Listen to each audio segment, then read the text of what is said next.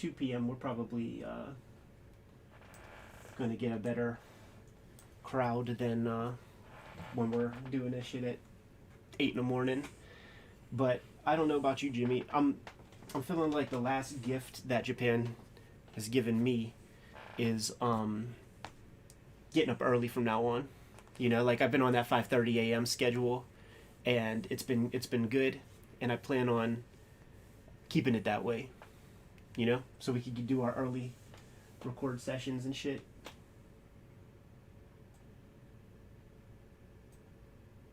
Yeah, I'm always pro morning.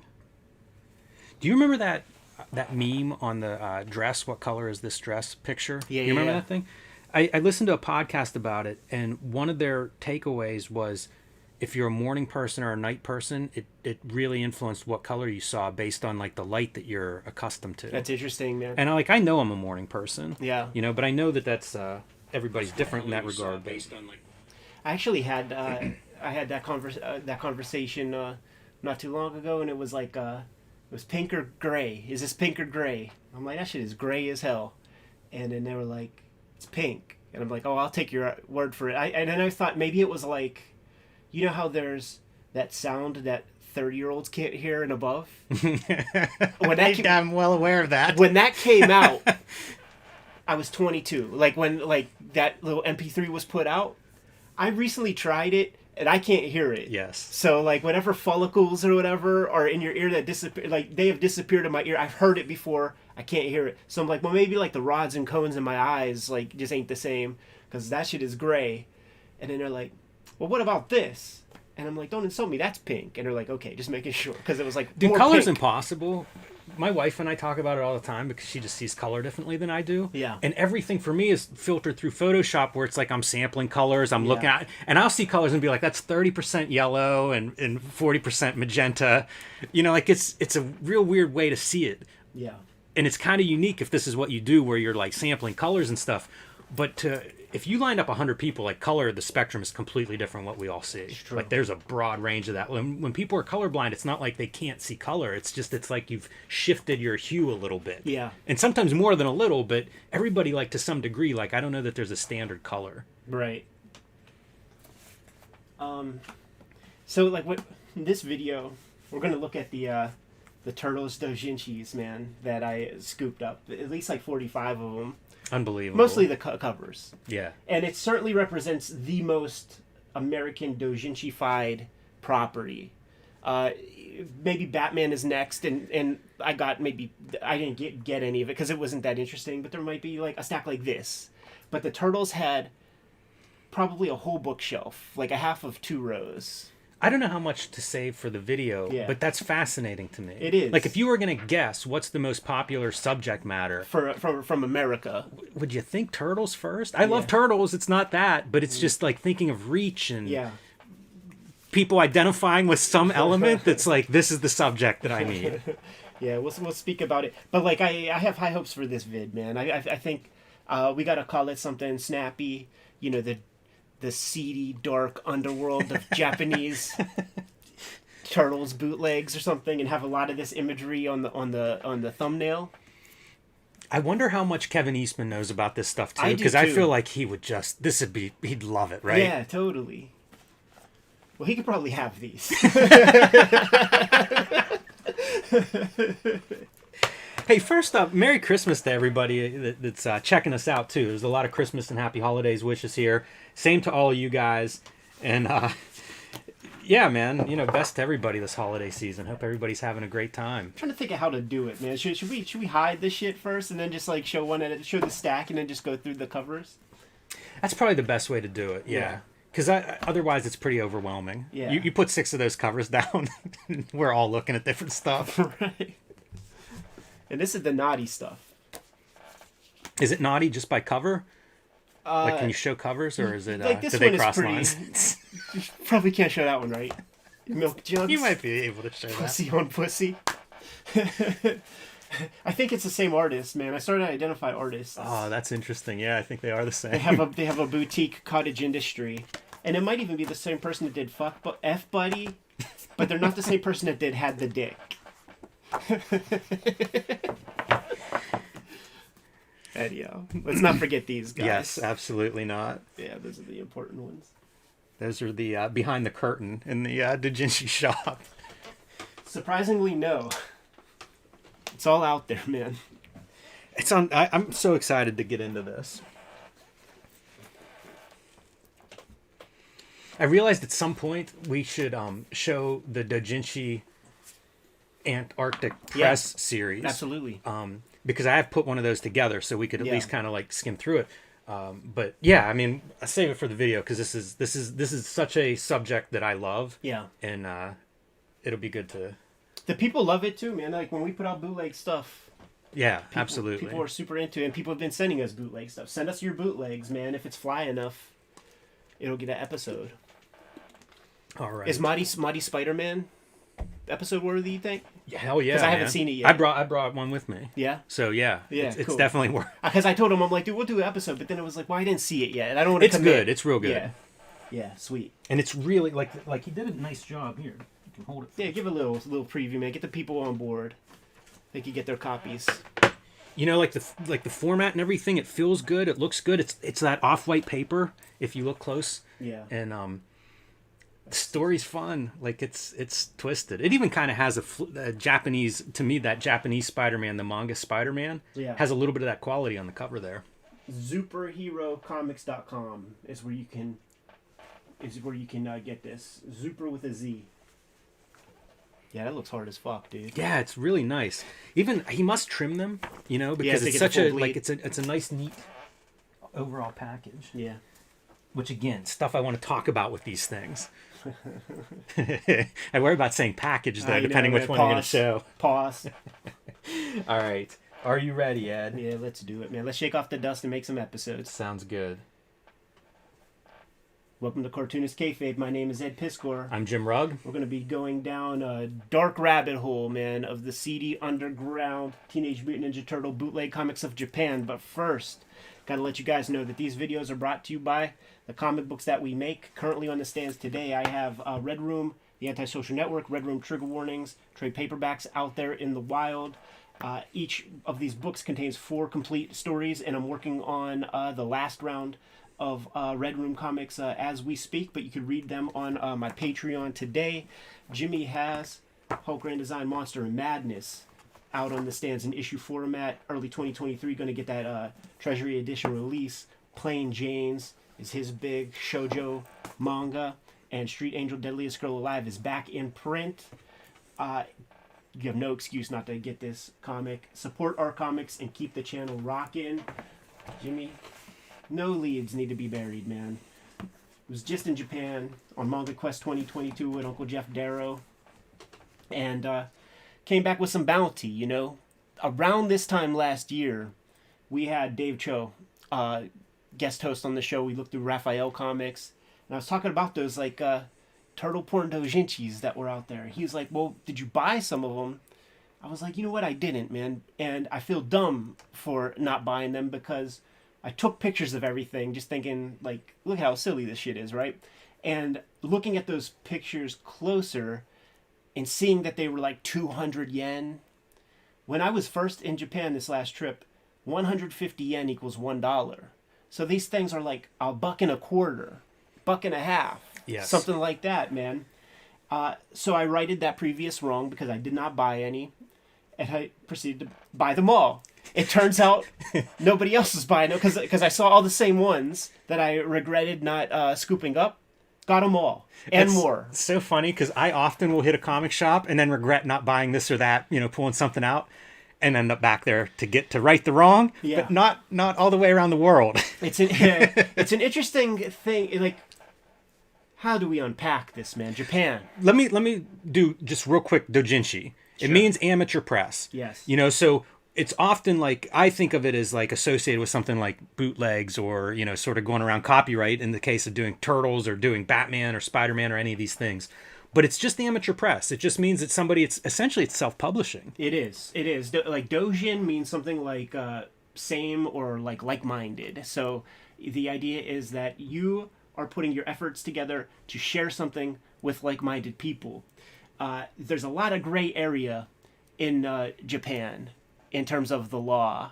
So you cannot buy these books. They're not for purchase. They're copywritten by Viacom at this point. They own the trademarks and all that. But you can give money to the creator of these doujinshi for the printing. You know, there's some pretty good production values to this, man. And, you know, you don't see a price on here, but when you go to the shows, there will be a price on it. And that's where you would get these things, at these big comic conventions. These kind in particular, where they're using existing properties. It's the biggest comic conventions in the world. It's called Comiket. It's so big that they can't even bring it about just like one time per year. It happens twice. And every single day, there's so many contributors to it that if you go like all 3-4 days of the show, there's different exhibitors each of those days also. We're talking nearly 700,000 people coming through this show, between the people who are behind the tables and the people who are coming to buy stuff. Say that number again. 700,000. Unbelievable. 3x San Diego Comic-Con. Right. 3 times the amount of people. And they're not coming there to see Akira Toriyama or any of the most famous mangaka. They're coming to basically see a bunch of people's gay sex, porn comics based on their favorite properties. Because by and large, that's what all of these are. Not one punch is thrown, Jimmy, in these Turtles comics. Not one. It's wild. It's the ones that we could look through, it's all a lot of close talking and relationship talk. If you go to Japan and you go to Nakano Broadway Mall, there are 2 stores for doujinshi. The boys store and the girls store is basically what they call it. You go to the boys store and it's just the most raunchy, hardcore sex stuff, tentacles, big titties, all kinds of crazy shit, sex stuff, explicit. You go to the girls store for girls, like the dudes were like, oh, you don't want to go there, man, it's the girls store. It's all BL, boys love, and it's your favorite properties, your favorite characters and stuff, engaged in gay trysts and shit. And the creators are almost all females for this stuff. And for some reason, the Turtles captured some imagination. That's so bizarre to me. You know, like we were talking before we hit record, and it's like if you were going to guess what American property would be the most popular, I love the Turtles, but that's not where I would have bet my money. It's true. You know? And it makes me wonder, like, what are you identifying? What's the element of these characters that speaks to you as a creator as like, these are the characters that can tell this story I want to tell? Yeah, it's true. You see, you got the ones that are just pure fan fiction that are warehoused within like really, really, you know, well-drawn and well-produced covers. That's the other thing about doujinshi is that they're, because of the magnitude of the culture, there are whole print factories that just do doujinshi 24/7. The doujinshi press. There are 2 basic formats, you know, this like tankobon size format and a little bit bigger. I'm glad you mentioned that too, because the quality is a big thing. Yeah. It's really impressive to me, and these are tools that are becoming more and more available to creators here in the U.S., you know, in terms of what print is available for a self-publisher. And I really wonder, I often speculate that the comic book format is this antiquated format. Yeah. But I look at this stuff, and I look at the whole Japanese market, you know, all the manga collections and things like that, and I think, like, this may be a glimpse in the future of American comics, because as a self-publishing vehicle, the comic book format is still a great format. And I wonder if that's what we're going to be seeing moving forward. It's a good idea to bring up, man. I went to an independent comic convention out there that was original doujinshi. So Comiket is the giant convention with 700,000 people, and they're all doing existing property BL comics. I went to a place that's like SPX or TCAF or Ape that is at the Tokyo Big Site.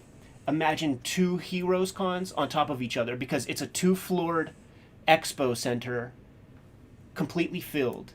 and it's more than 25,000 people. That's more than Heroes Con or Baltimore Comic Con or those places, and it's all just amateur stuff. It blew my mind, Jimmy, and I brought it up to my friends who helped me like navigate through the con and stuff, and they were like, "But don't you see? Like, it's not that they take it for granted. It's just their culture. It's a drawing heavy culture. Always has been before Hokusai." And my guys were like, they put it in such great perspective. Shouts to Aki who put it this way, where he's like, Ed, like, you back home, like the strength of a culture, the strength of a medium, sort of hinges on the amateur participation. Think about when you were a little kid, you had T-ball and Little League and Pony League, high school baseball, college baseball, bush leagues, you know, A through AAA, and then you have the big leagues. Like, we have that with our comics. We have our rookie amateur participation, and it's massive. And when you have that sort of giant of a pool of talent, because that's the other thing, all these motherfuckers, when I went to this independent show, everybody was professional. Every single piece was professional. It might be as professional as, like, the guys who do those off-brand, like, licensed comics here, where it's, like, professional, but it's, like, not that interesting. But they all have the chops. And a lot of those people don't even want to participate any further. They just do their doujinshi or whatever. But they all got the talent, and it's a big pool of people to choose from to make those, you know, giant hit comics. Never a punch is thrown in these comics, Jimmy. Never a punch is thrown. Also, brings me back to my original question: why the turtles? Yeah. if punching isn't a big part of it, yes. Even less clear why this is the right subject. Their comics culture is so gigantic, they don't even look twice at our comics culture. Whenever they are doing their versions of the American properties, like I have some Watchmen, I have some Deadpool. They don't know who Rob Liefeld is. They know who Ryan Reynolds is. You know, the Watchmen shit, they don't know Alan Moore stuff. It's when they draw the comedian getting sodomized by Night Owl, it's the guy who plays the comedian in the movie. You know what I'm saying? It don't look like Dave Gibbons' art. But a lot of romance. Boy, the printing is really nice. Yes. When I went to this Indie Fest, Jimmy, and we're going to do a video about the independent comic book convention that I went to. Right, that's hard, right? That's even like fluorescent ink, maybe. Oh yeah, definitely, man. And wow. I don't think any of these are, but I got some. Maybe this is risograph, but there are risograph doujinshis and stuff out there. Wow, I really like the drawing in a lot of these too. But their inspiration is not the comics whatsoever. It's the movies, you know, like you'll see like Michael Bay ones. That's mildly strange to me, the Michael Bay part, but not being the comics makes total sense when you think of how many iterations of Turtles have like invaded the globe. Right. And you know what? You frame it that way and suddenly the Turtles makes more sense. Because how many cartoon series have there been? How many toys? How many video games? See, here's like that Michael Bay type shit. Yeah, that totally. And I also like seeing that variety of styles too. Yeah. You know, like cover and interiors. Like, man, you talk about chops. Like, it's very high level. Yeah, it's totally professional. You know what? I thought we almost got a punch, but no, it's just some bondage and was it Shabari bondage, something like that? Amazing. It does make a lot more sense to me now that I think about it, though, and it's funny to think of the Turtles through the reverse lens of where Marvel DC characters are today. Right. Like, the Turtles were the blueprint for that. You know, they exploited the hell out of them in all the different media they possibly could. Yeah, and the best of Japanese comics does that, too, you know, like, over there, like, Jeff Darrow hooked me up with a Kinnikuman eyeglasses holder. Right. Like, super licensed. You know, the big popular stuff gets the full treatment, the tent poles that Todd McFarlane pointed out, man. When he formed Image, he's like, I want the comic, I want a cartoon, I want action figures, and I want a movie. There are different styles in manga, of course, and a lot of what I'm seeing in these, they look like it's the work of one person rather than, you know, a team of assistants, and by that it's a little more minimal. Yeah. But I think there's a lot to take from that. You know, like all of this stuff that we look at, I'm trying to steal for myself. Yeah. And that's one of the takeaways I see in this stuff. Of all of these doujinshis that I grabbed, this one feels like they might have actually seen the comic in a way, because look, that's duotone. That's a choice of, it's not real duotone, you know, it's kayfabe duotone, but it's still the lines that you would get in the Mirage comics. So I wonder if, you know, this person saw the actual comic books at one point or another. I'm a fan of this, the line half toning, and it's simple to do in Photoshop or whatever. But I have a They Live zine that's like this, and I like those parallel lines. Like for everybody watching at home that, you know, you're trying to emulate screen tone. Like there are other ways to make grays that can be really exciting, and don't be afraid to experiment with some of those options. Here you go, man. This is an anthology. So you have the guys who even look kind of like almost like Archie, the Archie comics. That's incredible to think about. Yeah, they really do, especially whenever you see like some of the non-turtle characters. Yeah. All the covers, like, see, they figured that part out about the American kind of comic book trade, is they really go all out with the cover production. When I went to this independent festival, Jimmy, out in the main concourse, all the major doujinshi printers were there represented in giant booths, like away from like the commerce of the mangakas, and they had whole like giant table areas that you walk through, and you could check out sample doujinshis showcasing all of their production values. So you could like, oh man, that's awesome, Jimmy. It was the most mind-blowing thing. We're gonna have to do a video about the Independent Fest, because it needs to be a template for how American comic conventions are laid out. Yeah, that's just a little piece of what I saw at this festival. I see the back of that has like fan book or fan art written on it, and I'm sitting here trying to figure out like my analogy, like all fan art is doujinshi, but not all doujinshi is fan art. Interesting. Right? Because like you can do amateur, you can do original doujinshi. Right. Yes. And in fact, like at the independent joint, which we'll talk about more in that video, there are manga that were pretty popular, say in the 70s, that actually never got a tankobon format, right? So people will make doujinshi, they will clip out from those magazines those strips, and they will make doujinshi of those comics that you wouldn't have those collections otherwise. I think you're setting me up. Yeah? Because I made my own of exactly that. Oh, you know, Jamie so Hewlett's Fireball. We look at a video on this, but there is no collection of Fireball by Jamie Hewlett, so I made my own book because I wanted it to exist. I'm not manufacturing these, of course.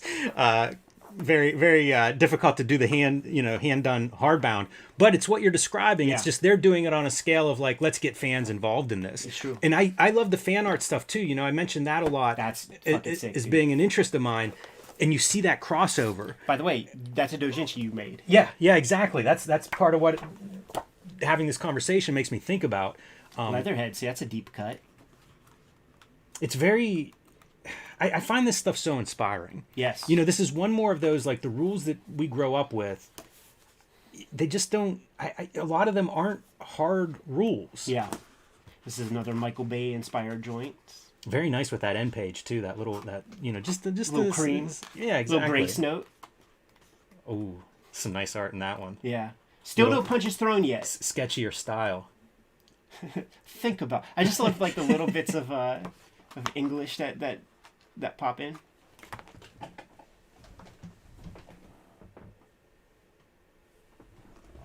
Should show up in a second. Boom. Once again, another super well drawn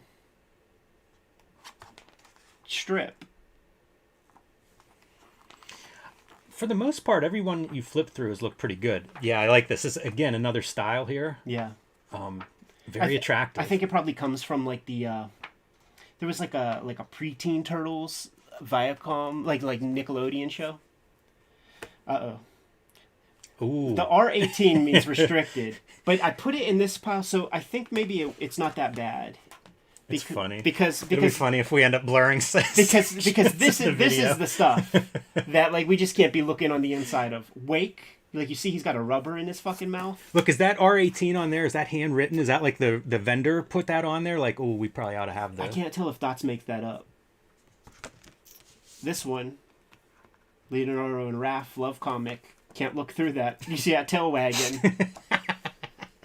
That's hilarious. Look at this one, man. Is this Kate Winslet and that's Leonardo DiCaprio and they're engaged in? That's what I see, but I also see it's almost like the color is off register. Yeah, off like register. On purpose. Yeah, probably. exactly. Yeah. Now this one, it's a shame that we can't go through this one because it's the one that's like based off of like the classic cartoon that we grew up with all the colors and the sort of aesthetics. But you guys are going to have to go out and get your own copy of Had the Dick. Respect that R18. Yeah. F Buddy.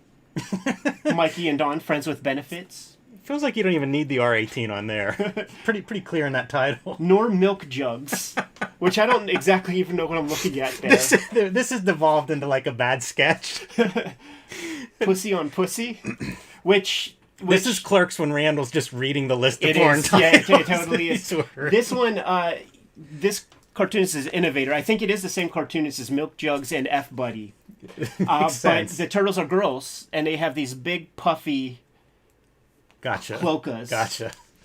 Vents, whatever you call it. Turtle Fables, which, you know, that looks pretty subdued, but that's a Caligula type guy, and we know what that's about. Ooh, I like that cover a lot. Look at the lettering treatment. Yeah, very psychedelic. Nice. But they spell it in English for you here, man. That you can't be looking at this stuff. I'll check that one out off the air. Bad Boy Donnie. Yeah, there are areas in town where you see these signs right here, and it'll be up and it'll be like on a curtain, and you look inside, and it's like the vending machine screens, and you could get like hookers on vending machines, and like you choose your girl, and then you choose like the extras that she could do, like the ones that you want, and then you just like you pop in your money, and then they show up, and you go to like the Love Hotel, which is also the 18. Like when you see that, you're in like Yakuza like sex territory. Wow. Candy Ice. I like the typography there too, like just a magic marker for your lettering, for your title lettering. Not much different than the Hip Hop Family Tree Free Comic Book Day issue 1, man. But that was a digression. Because this is a Dojin R18, but I put it in my good section, so it must not be so bad. Maybe it's all language. Dude, it's a punch. Whoa. A punch is thrown. And speed lines. I lied. Got an action comic on your hands. Wow, look at that background. That's a screen. Mm-hmm. I bought those screens. Uh-oh. A lot of action in this one. Yeah. A lot of hot action. Yes. Oh, see, they're being tasteful about it. You know, you're just seeing the grunting and the cuz you know, I feel like the Eastman and Laird turtles like work with that, because every now and then, like if the turtles with the tail, if it doesn't look like a dick, it looks like a turd. Oh, see, this is a tasteful one. You know, no gratuitous close-ups or anything like that. Also, whenever they do have the porn stuff, like in these things, you need censorship. So like this is more that gray territory, and they will put a censor bar on the dick hole, like just like the little tip. There'll be a little square, and that's enough censorship for it to skate by the rules. Amazing. Yeah, look at this one, dude. Ain't that fucking cool as hell, dude? Like a kind of like a metallic. Wow. Kind of that's a great cover. Ink. Yeah, I like that a lot. And just like supremely talented people of some professional caliber who just they're just not interested in making their own comic or something. Yeah, it's really interesting that the culture of comics makers in Japan that aren't striving to be, you know, professional full-time manga artists. Yeah, or just, you know, express your own idea. Like we can point to the guys who sort of are, like Masamune Shiro. The Black Magic was a doujinshi, an original doujinshi. We put an interview out. I had no idea that was the case. Yeah, we put an interview out on the channel with Takashi Okazaki, Afro Samurai doujinshi. Naitao Sensei, who did Trigun. I believe Trigun was a doujinshi. I wonder if the original One Punch would be considered doujinshi. Yeah, the One Punch Man. Yeah. Yeah, maybe. That one's even stranger, though, because I think it was a webcomic. Yeah, it's like a web doujinshi. Oh, that's almost like the old cartoon. That Splinter. The drawing's really strong in most of these. Yeah. It's kind of incredible, like the level of drawing on all of them. Yeah. You know, there's not, you know, you think of kind of, I don't know, bootlegs and zines and things that you come across really like this stuff too. And it stands out. Like, as you flip through these, I feel like we've seen a pretty wide range of styles. Like, Ain't that's this a dope? great page. Wow. Yeah, this is dope as hell, man. But you know, the baseline of what you've shown, it's very high. Oh yeah. Yeah, like the 4-panel manga. Yeah. Wow. We're getting some of this anthology. So interesting to see. Like, this feels pretty hardcore zine. Yeah. I guess I shouldn't say hardcore considering the subject matter, but I mean, you know, this fits in that zine kind of what I would expect to find in a zine. Yeah. You know, especially an anthology themed zine. And the fan fiction component's neat. This is just wild. I'm glad that you went all in on these. Yeah. $50, you know, like it didn't even cost anything. Well done. And I left the you know, Wow. I pretty much stripped them of anything that was like $5 or less. There's some there that are like $40 and stuff. Wonder what. Can you recognize the cost difference? Like, are they big, thick books? They're thicker books for sure, and I do think that some of them are older. Because the culture's so gigantic, and just the that's what I was wondering, if they're like so huge, you know, cult doujinshi. That's like, you know, aftermarket now. It's like, yeah, that one's one to get if you find it, but hard to find. I'll tell you this, man. When I went to the independent one, dude, look at how hard that is. The eyes like sewn shut. Yeah, that's hard as fuck, man. When I went to the independent doujinshi festival, it's almost cordoned off by genres and stuff. And if you follow the natural flow, it took me 3 hours to get through, and I got there an hour late. So it's 4 hours into the show when following the natural flow, I get to like where the hentai is, and it's a wasteland because all those dudes fucking sold out within the first hour.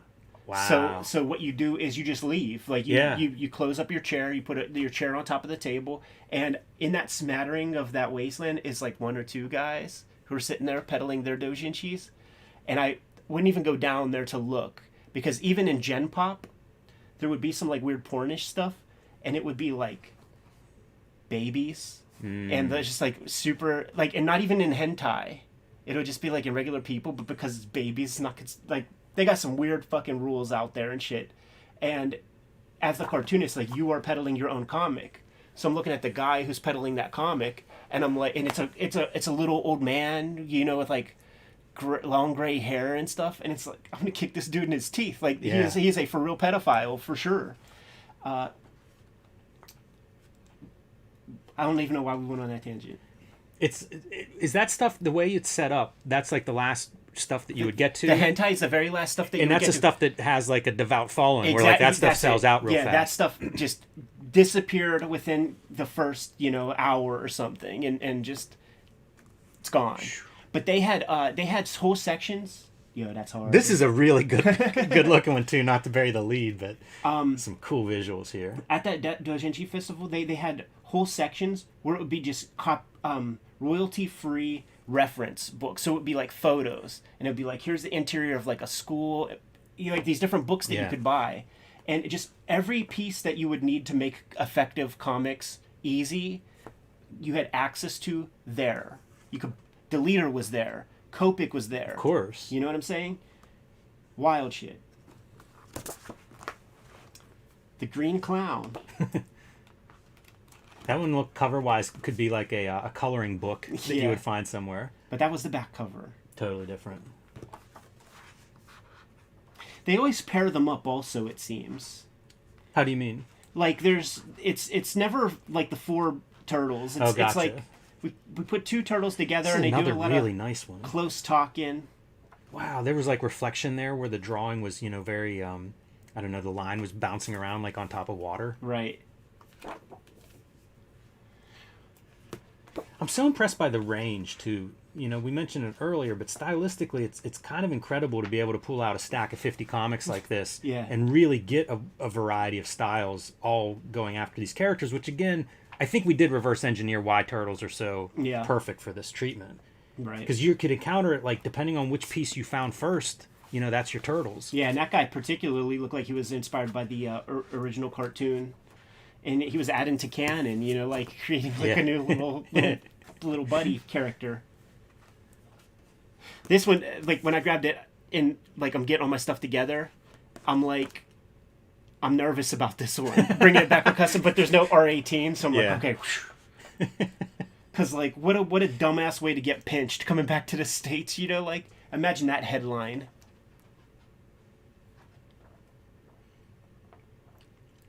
I'm in awe. I really am. Right? And this is just the turtle stuff. This ain't the Winter Soldier section, you know, or the Batman section where like pick your poison. Do you want him fucking Joker, Commissioner Gordon? You can't come home with those ones with Robin. That's right. That's right. This is great. Like you open this one up and we get tan paper and it's like, oh yeah, everything we've been looking at, white paper. Yeah. As soon as you see it, it makes perfect sense, but it wasn't like I'm anticipating like, oh yeah, people should do different paper types, and of course they should. It's you know, it's so creative to have this stack of these to look at and see like how are people making their own versions. It's true, man. And when you look at a gang of them like this, it works like the Mirage comics. Look at how hard of a drawing that is, dude. Totally. Because you would get like a Mark Martin yes. issue, and then you would get, you know, Tom McQueenie and Rich Hedden, and then you would get Michael Zulli, and just all these different styles. I think it's the first time I saw Shredder in one of these shits. There was one a couple ago, and it was equally good. Like all of them look great. They really do stand out. A lot of spotting of blacks here. Yeah, I like the blacks. Effective. The shadows in this one are really, really great. Very effective. Oh, wow. Dude. We had the death of a turtle. Yeah. Spoilers. Buy another turtle. All the more tragic.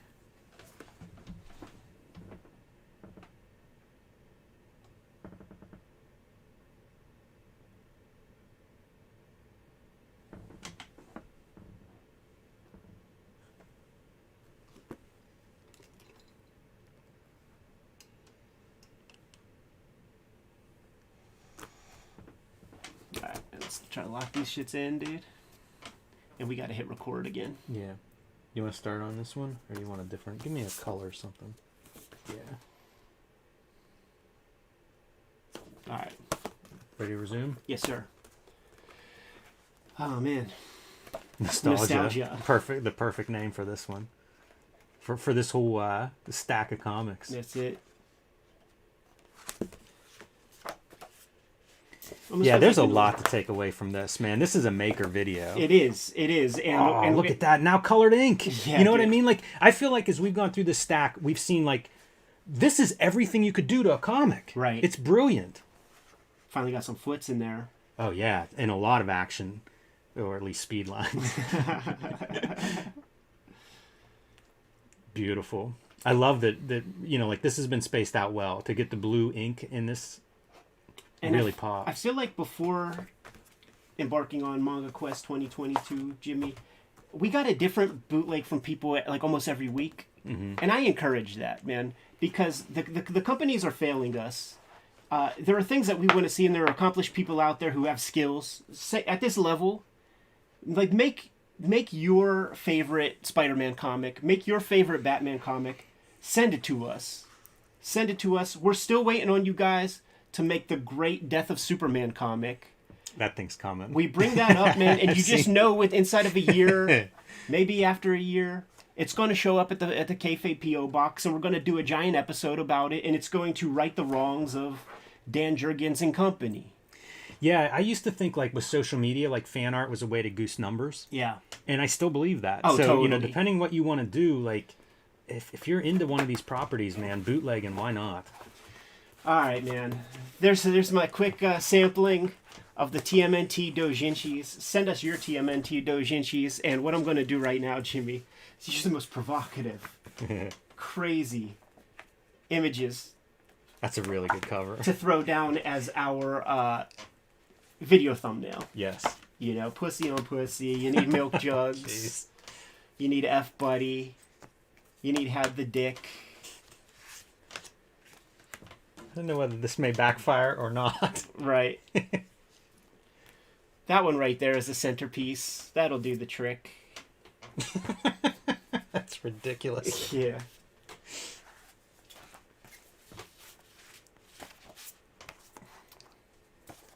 That looks like a Pretty strong. YouTube thumbnail, does it not, Jimmy? I'm down with that one. All right, man.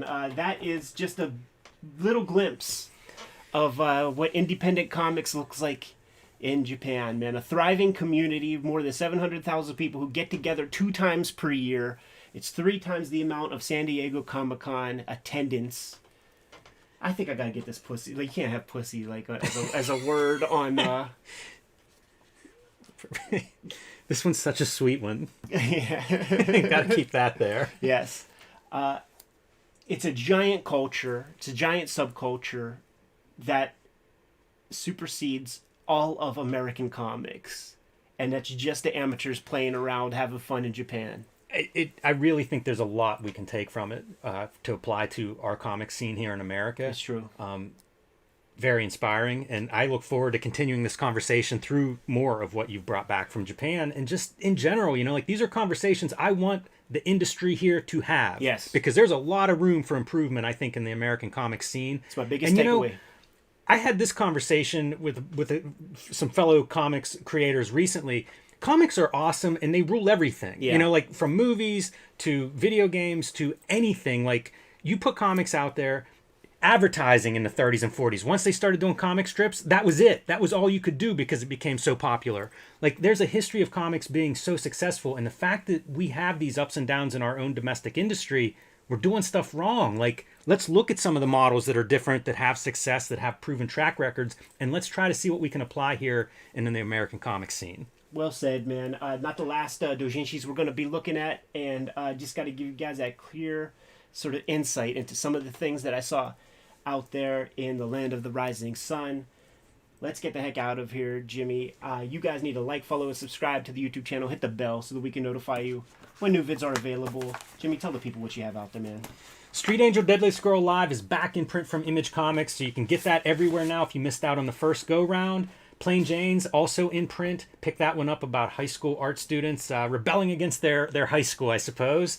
Hulk Grand Design, one of these days, is going to come out from Marvel, hopefully, as an awesome book collection. And join me on patreon.com/JimRugg, where you can see lots more of my art, and you can download some of my out-of-print zines and mini comics there. Well, these are the spreads, man. This is our bibliography. Hip Hop Family Tree is the perennial bestseller from myself.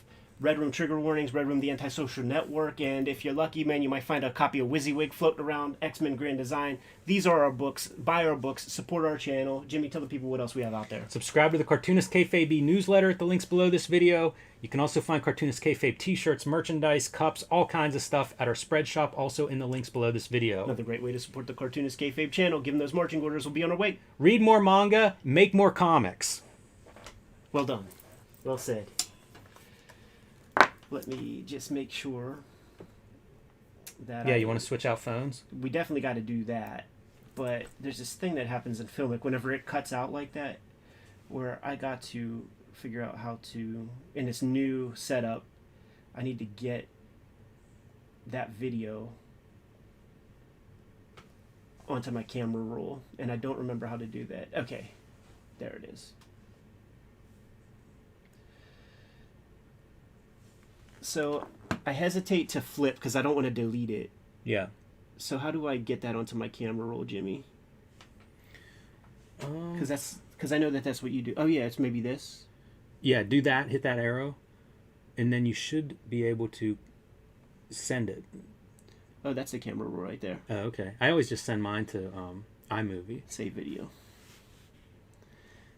And then let me see that it's there, and then I'll feel good about myself.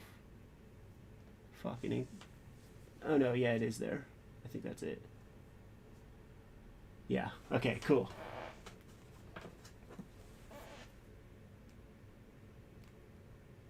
And okay. Cool. It's been a while since we recorded. We updated our camera technology, so had to make sure that it was all good. So yeah. Now we're gonna see my update version. Yeah. I'm going to put this on a supercharge because I got one more I got to do.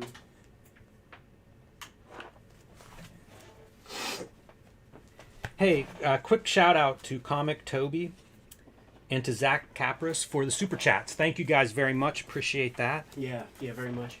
And again, if you're just joining us, man, Merry Christmas, Happy Holidays. we'll do the Happy New Year's next week. Yeah. But yeah, it's exciting. I'm glad to be back recording. Yeah, I miss you, Jimmy. With you, Ed, and miss you also a lot, with man.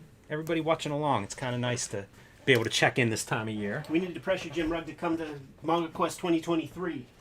Yes, I need to schedule next year better than I scheduled this year. Let me tell you, not just for Manga Quest, but man, it's been a nuts kind of year. I'd love to talk that Otomo piece with you, man. Yeah, cool. You should direct. I'll record. Are you sure? Yeah, I mean, because you read it fresher. All right, I will do this one because any of the other stuff probably is further out. Yeah. This is gonna be. Man, I feel like you robbed Tokyo, Ed.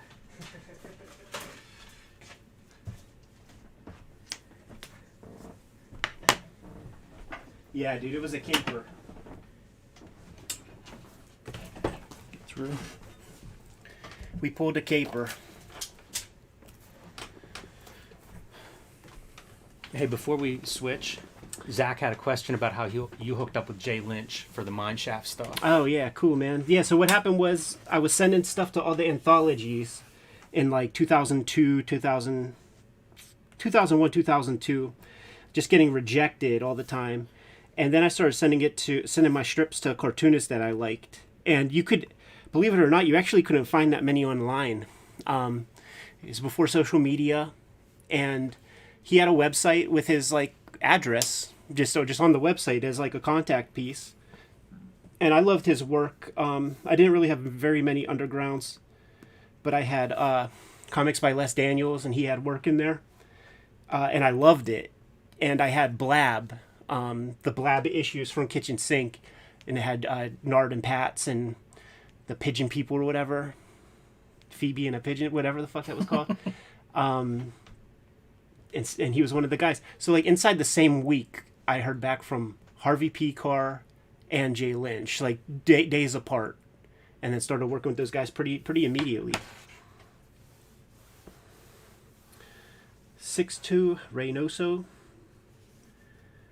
You guys, there's something called a SanDisk where you can save the video into a flash drive directly from your cell phone, not to lose quality. Yeah, thanks a lot for that, man. Yeah, could be something to apply going forward. Yeah. Yeah, especially on stuff like Manga Quest, right? Where you're yeah, in a remote location and you're just like potentially filling your. I feel like I'd be able to capture more videos like with you out there, because like it was just the logistics. These artists, man, were relying on old Eddie P to do all the logistical legworks and stuff, and you get what you pay for when that's the case, man. Because like I didn't really sleep when I went out there, so I was a day behind with everything. Like I was like, hey guys, we got to be here in Jimbocho to go meet up with Miss Sheena for this thing, and then I like hit her up and she's like, oh yeah, that's tomorrow. And then I did the same thing with Jeff and some people when we had to go visit Peach, and Yo is like, oh, that's tomorrow. Because like it was one long day to get to Japan, you know. How did you connect to your monitor? You got to turn it all on all over again, I think, man. So up here somewhere, maybe that gear, it's like, here, can I see it? It's like device. I feel like this is the part, like, don't let them see us. Technical glitches. It's like one of these things or something. I know it used to be under there. Yeah. Like that group, but I don't know if it's this. I don't know if you gotta if I need to restart. do this piece. It should show up. Like on your phone, take a look and see if the internet is still. Like, I know you put on airplane mode, but maybe you shut off your internet also. You could just swipe down there. So it's all on. I mean, you need to restart something. Yeah.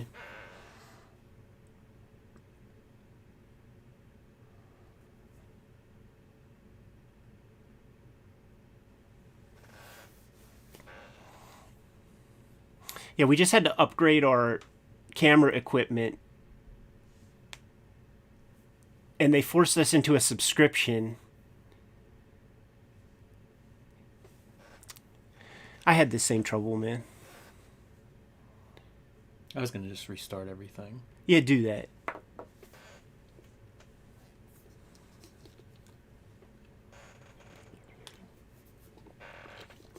Not really a different camera, but different. It's an app called Filmic Pro, and we had to get the Pro version. They tried to do a thing where you were grandfathered in. Remember, we got that warning some months back where it's like, don't worry, you're grandfathered in, but we're just not going to update it, and you won't get the such and such features. But just this morning when we were setting things up, I don't think they got enough people volunteering to buy in. So now we're forced to. And we got that year-long subscription, which is going to give us 365 days to find something better because the monitor sucks dick. It used to be perfect. Like when you would run your hand underneath the camera on the monitor, it would be like in real time.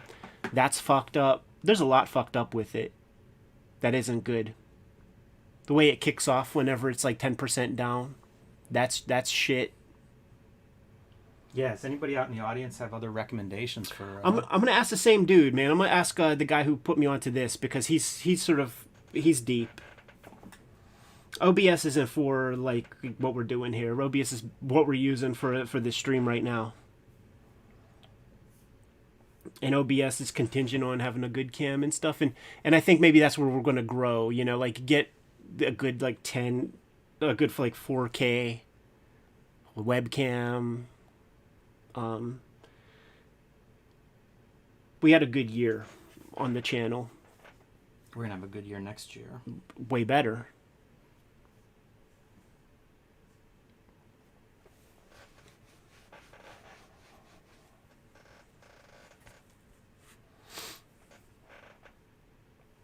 Beast Cam.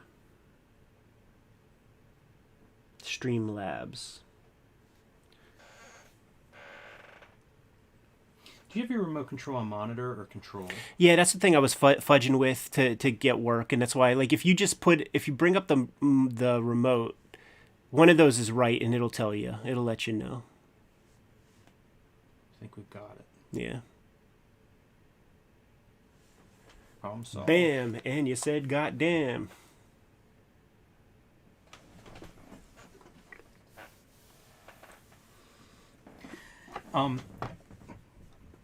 Worth mentioning to people watching, we had a couple of comments about you're not seeing the books. This is our live record session. Yeah. The videos will then edit with the point of view of the camera overhead, so you will see all the books as we post them. In the future. But this is kind of like the live session of a little bit of talking with you guys, a little bit of just putting together videos, and title in a video does not bury the lead, man. Live, right. Uncensored, behind the scenes recording. Look at this thing. Yeah, dude. It's funny, like, I saw this out there, and because oh, dude, that's the background. Wow. Right? Yeah. Yeah, that'll be the background. Fuck it. If you want to tape it down and stuff. We don't have to tape it down. There'll be books on it. Yeah, okay. That's cool looking. Yeah, it is. That's hard, dude. I saw this out there, and it was because the yen is so cheap and stuff. I'm like, oh, I'm just going to get this. Me and Brian Moss were on the train on the way to something, and he's just like looking at his Amazon. He was because he was like even like reading manga on the because he's got that Shonen Jump app, you know, and he's just reading like Chainsaw Man chapters. Jump app is a really good app. It is. It's incredible, and he's like, oh, dude, you see on Amazon, man, like the Art of Wall. It's like 40% off or something. It was like $150, and I got it for like 70. And I'm like, I wanted it for this. Yes. And I'm so glad. I'm gonna be Jimmy, if you wanna reach back real quick and hand me those memories books down there so that I could be quick on the trigger should some of that stuff come up in the conversation. Oh, it better. And like I'm thinking about calling this is like we could call it something hyperbolic, like, you know, the definitive Otomo interview. It's a great one. Yeah. And let me just flash what we've got here. Yeah, maybe you could put that box like on right next to it when we do the vid. You know, the part that says Art of Wall. But for everybody watching at home, this is what we're going to get into. And I'll have to pull one of these out too. Yeah, it's kind of show off what this is. Yeah, it's funny because I never even looked at those. I could kind of care less in a way, you know. I hear you, but they're pretty great. Yeah, I feel like you should tape it down. It's All right. fine. Just keep it. That's That's super sexy. A good crop there. It's super sexy, man. Rip that as you need.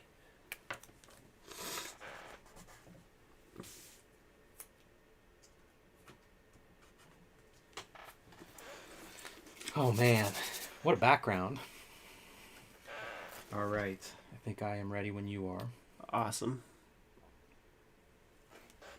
Hello and welcome to Cartoonist Kayfabe. My name is Jim Rugg. I'm Ed Piscor. The background tells us everything. We are going to be looking at the definitive interview with Otomo about Akira. Really awesome. Before we dive into there, I do want to remind everybody at home that we are working Cartoonist, and the best way to support Cartoonist Kayfabe, buy our books. Ed Piscor's latest book, Red Room, available 2 volumes, Trigger Warnings, and The Antisocial Network. Both of these are out now wherever books are sold, and they're both self-contained. So whichever volume you come across, that's the one to start with. Perfect for any horror reader out there. My latest, Street Angel Deadly Squirrel Live, is back in print from Image Comics, and The Plain Janes, about a bunch of high school students who start doing public art in their little community and cause all kinds of trouble. Grab those from wherever you pick up your books, comic shops, Amazon, or your local library. But we are here today to talk Akira. Yes. And some secrets from Otomo in the making of Akira, the selling of Akira, and just making manga in general. This is part of a set called Akira Art of Wall. Yes. Right before I went out there in 2019, and you could see the dates here, there was this giant like skyscraper being erected in Shibuya, the Shibuya ward of Tokyo.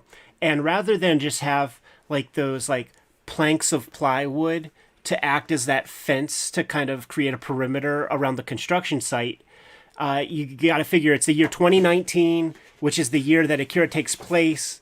In Akira, the 2020 Olympics are a thing, and that was going to be a thing if there was no such thing as coronavirus and shit in Japan. So it was a big push to have like the kind of like Akira's happening. Yes. And around this entire perimeter of this building, they did 3 giant murals that changed over time. And then after the building was erected or whatever, they did an art show to almost monetize this shit. There was Jim. I left a week before that show went on. Jim Mahfood went there while it was going down. He took a picture in the big Akira seat with the fluorescent light tube shit and the red cape. But they really monetized this in a big way. There were like these little like plastic planks that like you could buy that, you know, create the entire mural and stuff. But I didn't even look at these things. This is the most I've seen these tapestry shits. But I got it because any information on Otomo and his process that I could get my hands on, I'll almost pay any price. I'm such a mark. Sure. I hold that guy. He's a Mount Rushmore kind of cartoonist, one of the true greats of the medium. So, you know, I'm almost like marking myself out in a way where I could be taken advantage of by these Kodansha and shit. But I need the information. I need what he has to say about the medium of comics. And this interview book, there's 2 interviews. There's one which is solely with Otomo, and then there's one with Katsuhiro Otomo and the guy who made the collage that makes up the Art of Wall exhibit. And he, as far as I know, that guy, his whole career is that. Like, he's built a whole career on making like weird collage things for big public spaces or something. So, beautiful box set. We're going to focus on the interview that's in this volume within the box set, but I did just want to show that off. The accordion fold, like the production, and these are phenomenal. And that's beautiful the thing too. Objects. Like Otomo has agency on everything he makes, and it all goes out of print, and it all becomes super expensive. So it went cheap on Amazon when I scooped it up. I think it was going for like 150, and for at least when I scooped it up, it was like 65, 70 bucks. So I can't speak on what it is now, but to me, it was worth it, kind of for the interview alone, and you know that's what we'll be getting into in this conversation today. Yeah, it's a stunning document. Yes, it really is. So I am pretty fresh to this. I read this just this morning before we start recording. So by all means, Ed, kind of lead through this interview, but it's a relatively short interview. I will say that. We're looking at about 6.5, 7 pages, something like that. That's the length of the interview with Otomo from this book. There's some other content in here. I was blown away by this interview. Yeah. Like, all credit to the guy asking the questions, because they really get into some fascinating stuff. And I mean, we've covered a lot of interviews on here. We've done our own interviews on here. And this is really concise stuff, but covers a lot of information. So we'll try to cover as much of that as we can. And hopefully our retention level is high enough that we don't skip anything major. But it feels like every page has revelations. Yeah, it's true. Ones. It's true. Like the interviewer didn't ask the fanboy questions. No, they get into behind the scenes, production stuff, marketing stuff, editorial, like really, really kind of mind-blowing. And I think that may be part of why this interview is so good. I assume not very many people have asked him these questions, and maybe it was fun to answer some new questions. Right. Yeah, because it's not coming from that simple perspective of, like, what exactly do the pills do? Or shit like that. It's also interesting. There's a sense of humility throughout, too. Right away, he's like, can I ask you some questions about Akira? And he's like, I don't remember much of it. It's, at this point, geez, we're looking at 40 years ago almost for the beginning. The interview, I believe, is 2019. That's when the building was up. Like, okay. like it's all relatively new stuff, like for this project. Gotcha. But one of the things that I noticed, we can start it off this way. One of the things that I noticed, and just kind of realized when I was out there in Tokyo this last time, because Akira's ubiquitous in its tankobon forms, and I realized, like, it made me respect the comics format more, because that's the only format that the Akira collections have ever seen. The traditional tankobon is a 6x9 book, pretty tiny, and I bought so many, and I don't have one at hand right now, but it's pretty small. Maybe it's the size of your plain Janes, actually. Maybe a little smaller, actually. Yeah, it might be. I was wondering, like, I'm looking up there, and I don't know if those Fists of the North Star are about right. They're bigger, but you can see this is the size we know it as. And that's the only size it's ever been, and that's very, very, very atypical for Japan. Japan is an island. They're not making any more land, and they sell billions and billions of dollars worth of manga. So this is a super thick. Each of these tankobon is at least 500 pages, and we find out that the first print run is 200,000. So imagine just the warehousing of that. That's could be insurmountable. I would love to hear, like, how many truckloads is that? Like, give me that number and what that translates to, pallets, because it's hard to even imagine 200,000 books, this size out there. And he talks about, like, when stores would have it, it would be 2 meter high. He would see stores that they would have 2 meter high stacks of those books, and being nervous that, like, will it even sell? Yeah, these are the Japanese versions. Yes, and you can see, like, the edge pages are painted color. The original books are beautiful, just as book design. But again, you see the size. 500 pages and approximately same dimensions as what you have here. So, man, 2 meter high stacks. How many copies is that even? Like, that's what, 40, 50 books probably, right. So 200,000 copies. And that is atypical also, that he would wait 500 pages worth to collect them. It sort of lets you know his position just financially at that stage, because he wasn't rushing to have these things in a tankobon format. Typically, it would be maybe 10 chapters, and then you'd have your trade paperback. There's like 30 chapters per book here. So in some way, it's like leaving money on the table. In some way, it's an 18-volume set if it was Fist of the North Star or One Piece or something like that. Dr. Slump was 18 volumes, and it's about that amount of page real estate. But he was holding off. You know, he was in a position, Domu put him in a position where he could call his shots, and it is so atypical for a Japanese business person, like for a person to do that. You don't get out of line. You listen to your elders. You listen to the people at the higher position. And the thing that I discovered is, like, if you just don't do that, you could have a lot of advantages. It could make you a social pariah if you're wrong. He wasn't wrong. Right. You know? Yeah, and I don't know, Ed, did you say that they showed up, the test printing showed up as the oversize, and that's whenever he was like, this is how to do it? Yeah, and that's the thing. Like, we do have these Shonen Jumps right here, which is the typical size of a magazine. So it's comic book size. Akira showed up in Young Magazine, not Shonen Jump, but it's the same format. So this is the format that he got the test printings, like the stuff that they were showing, like, yeah, it'll look, you know, this is the kind of thing. He's like, oh, okay, yeah, let's keep it that size. They said, no, we don't do that. Like collections are 6x9. And he's like, okay, well, we just won't do that then. He dragged his feet. We won't do that. And then what starts to happen is doujinshi show up, where people are collecting. Like Jeff Darrow, we interviewed him. He discovered Akira when it came out. He knew about Domu and stuff. And so, like, he was already at Hanna-Barbera. There's like Little Tokyo and shit out there. He's going to Kinokuniya bookstore or whatever's out there at the time. And he got a subscription to Young Magazine, had to pay probably $10 an issue every week in 1980. And he was just clipping out the Akira chapters in Young Magazine. This is what people were doing out there, and it was customary. Like, if something's not collected, it's almost fair game in the grays markets of, like, doujinshi festivals and shit.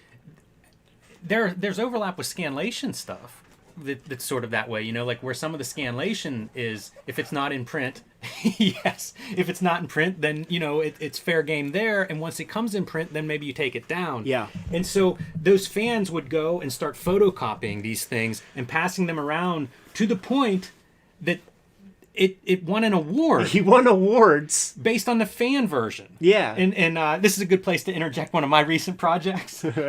We've shown this off in the past, but I made 3 new copies of Fireball, Jamie Hewlett's 2000 AD book, and it's not been collected. So I like bookbinding, and ended up making my own versions of it because I want it to exist and I want to be able to read this. Yeah. And for whatever reason, I misprinted my first try, so that's why I ended up doing another round of these. But it's the same kind of concept, right? I wanted this thing to exist, so I made it myself. This is not mass-produced in a way that, you know, it's going to be eligible for awards or sold anywhere. But it's just that thing of, like, I wanted it. And that's what fans did with Akira before Akira was collected, because the publisher wasn't ready to do exactly what Otomo wanted done. That's amazing. The bootleg That's aspect, the lesson to me as a cartoonist, is like, stick to your guns. If you've got a vision of this thing, yeah, really try to make that vision happen. And imagine Neo Tokyo this big. It just doesn't make sense. You were explaining this to me, and when you said there was no tankobon of Akira, I was like, oh yeah, the art's too detailed. Maybe you just, the art, like, size proofed it, which isn't the case. No. But it does feel that way. Like, it would lose some if you shrunk it down that much. Like, you picked up an oversized Domu. Yeah. And I look at that and think, how could you possibly print this smaller? Because it's so detailed, and it felt like I was seeing that work for the first time. Yeah. Because it was big and the details are so much more clear. And with Akira, it's impossible to think about it small. Yeah. It's out of control. So, like, from the very beginning, like, his vision with Akira, it just diverged from all common wisdom of, like, what it is to be a manga. So he answers questions that we presented from the last time I was in Tokyo, dude. And I went to the Yonezawa Memorial Library and dug out his copy, Mr. Yonezawa Sensei's fucking copy of Young Magazine, with that first chapter of Akira, where it showed the Neo Tokyo kind of countryside, like, for like a Doppler radar kind of image, and it was completely pixelated, which is not in the book collections. And it's in that first episode And I remember saying, like, did this guy paint each square? How did he do that? He explains it. Took a photograph and had a mosaic filter, which I don't know what that is. Yeah, I don't know exactly either. Like, what a mosaic filter in 1980? Like what is that? So the painting that is in the collection is the original piece of art, but that defies the common wisdom of the mangaka of the day, where that very little bit of color real estate that these guys would get, you would just draw the coolest, most dynamic image of your character. And he's drawing a Doppler radar with some like red infrared to show you the part of the Kanto region that is nuclear right now. I think it's worth noting this whole section kind of, it talks about the mosaic pattern, how they create that image, but it also gets into some of the other images that were used like on back covers of some of the collections, as well as shooting TV screens and stuff. And what I think it speaks let's start with this aspect.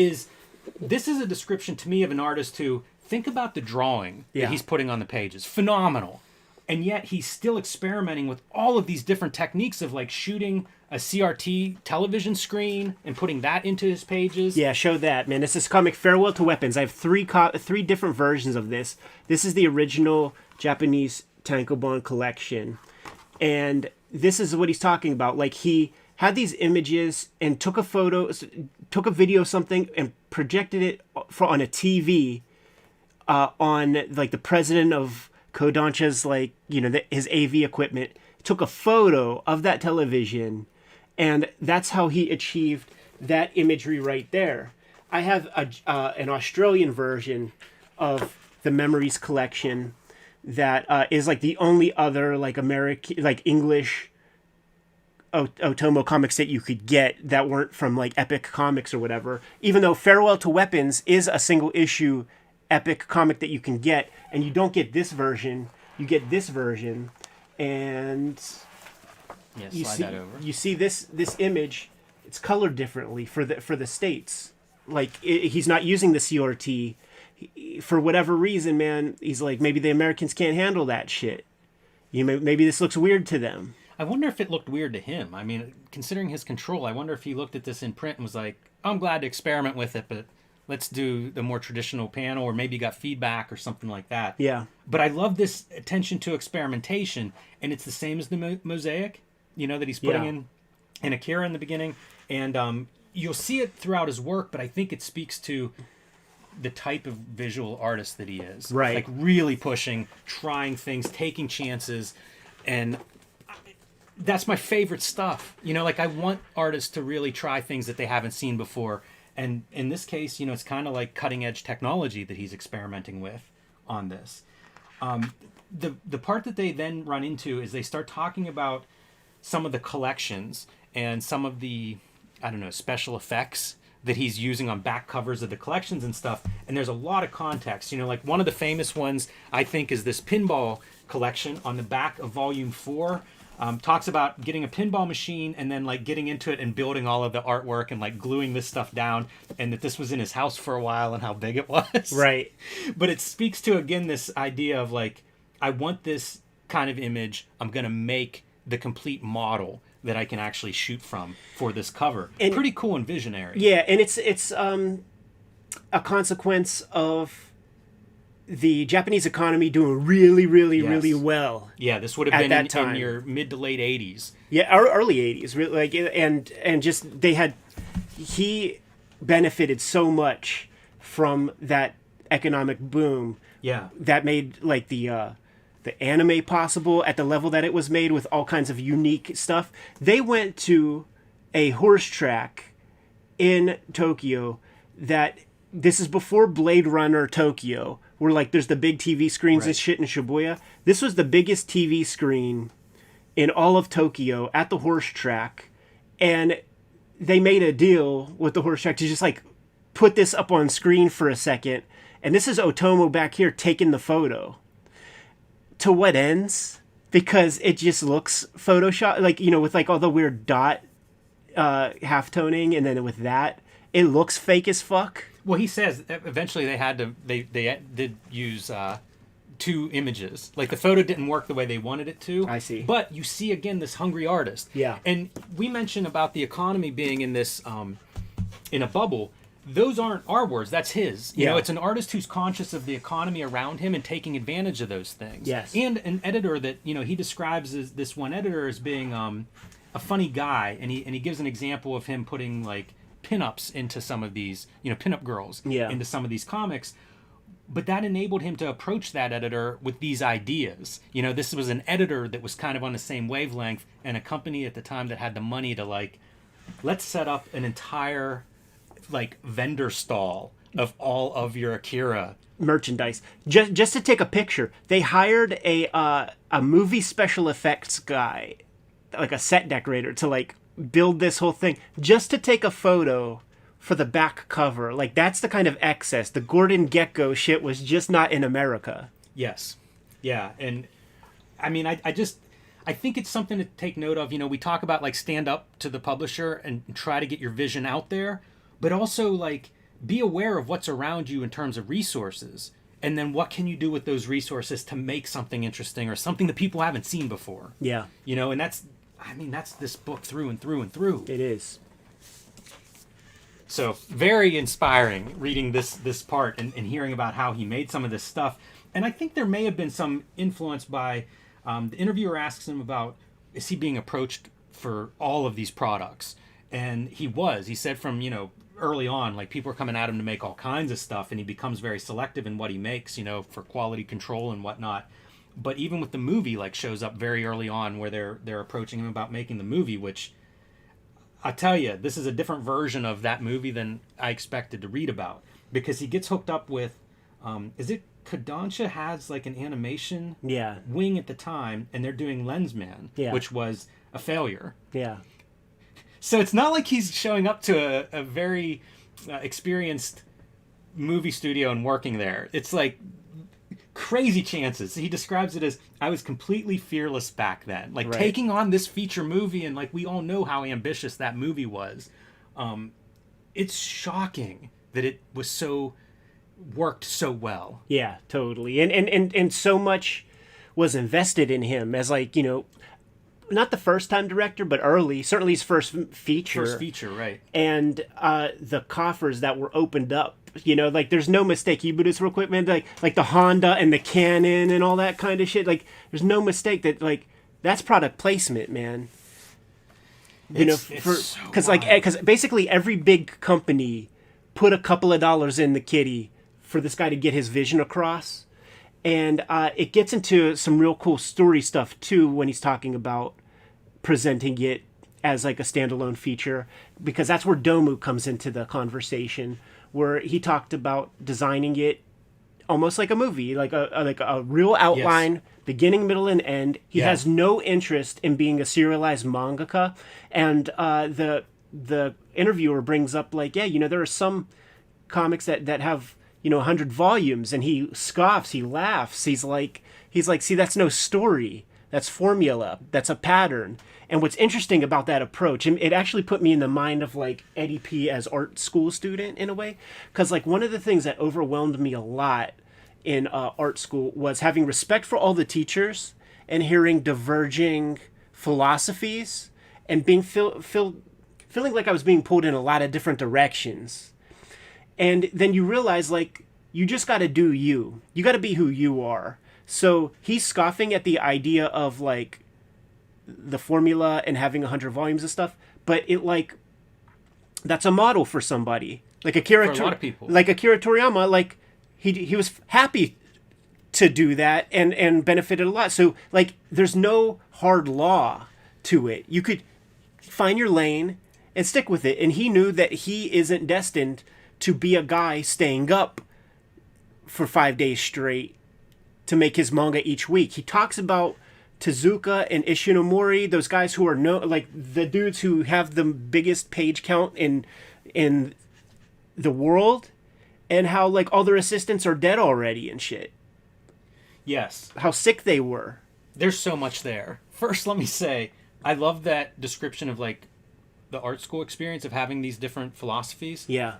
I think it's so important to stress that for anybody. I know a lot of creators watch this show. Yeah. That's the thing. Like, there is no blueprint of like, this is how you do it. Right. There's, whatever's pulling you, you can probably find models of success in that direction. Yeah. And so I'm glad to hear Otomo kind of talk about that, because certainly that serialized story seems to be the norm in a lot of manga. Yeah. And for him to like consciously not want to work that way and be so successful, that's the lesson I want people to take. Yeah. Like, find the thing that you really want to do and find a way to make that thing work. It's funny because he does poo-poo it, right? But he spent 10 years serializing this thing that if it was anybody else, it would be maybe 20 volumes. So he found a way to make it work like for himself within his own kind of taste levels or whatever. Yeah, and going then on to everybody working that way, or how many pages they could produce in a month, and him kind of coming up in that system as an assistant. He does tell those stories about what that experience was like, of just not liking didn't care about it, the stuff that he was drawing, which was mahjong manga assistant, where he's just drawing like the tiles. He stayed up, like the worst moment of that process was he stayed up 4 whole days at the studio just inking mahjong tiles with like rulers and tech pens and all that stuff. And even in the midst of all of that, he gets like a dot on one of the mahjong tiles incorrectly, and they scold him for that. And then he's a kid. He's 20 years old, 22 years old. Led Zeppelin's coming to town. They're going to have a concert on NHK or something. He asks for a 2-hour break after 4 whole days of not sleeping to just like watch this Led Zeppelin concert, and they tell him, no, you can't do that.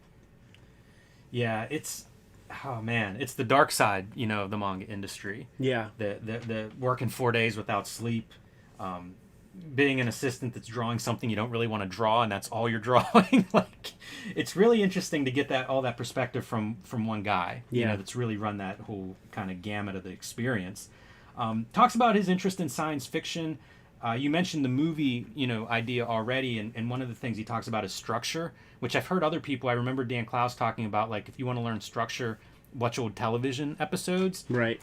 So it's kind of interesting to see those parallels. So it goes through some of the science fiction and just how important Kubrick's 2001 was.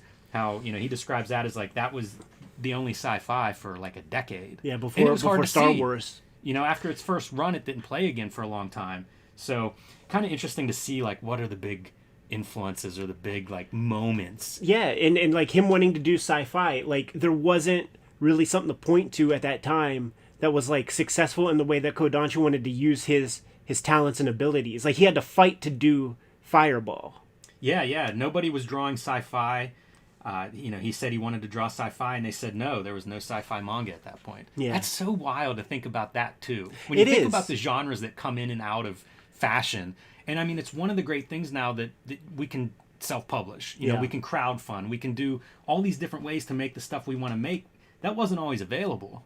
So, yeah, I mean, I often feel that way of like, there's so many tools we have now that like in the past, dudes had to fight hard to get what they wanted. Yeah. And then just that sci-fi thing, it makes me think like they must have like a bunch of subgenre shits where that's concerned, because it's not like, Go Nagai has been making comics for a long, long time, and like if you don't call that shit sci-fi, like what do you call it? Yeah, good point. And then give some history of like Fireball and parallels between Fireball and Akira. Yeah. Which, we've talked about in past episodes. It's the same universe. Let me grab something real fast, man.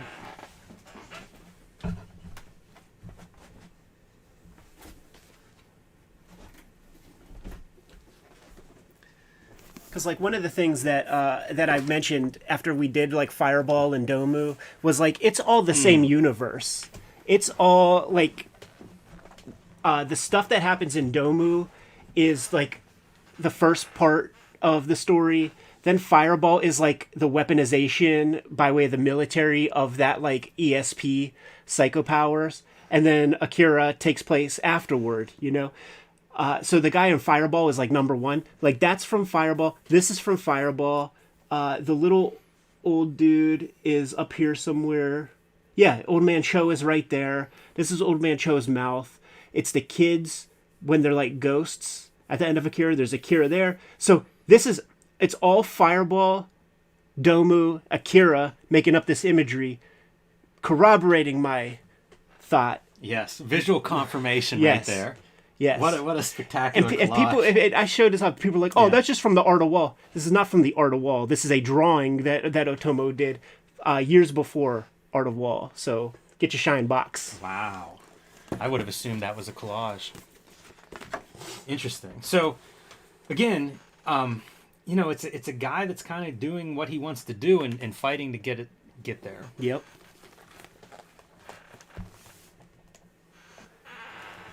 This is pretty fun. Talks about there's not really one protagonist in Akira, which is atypical.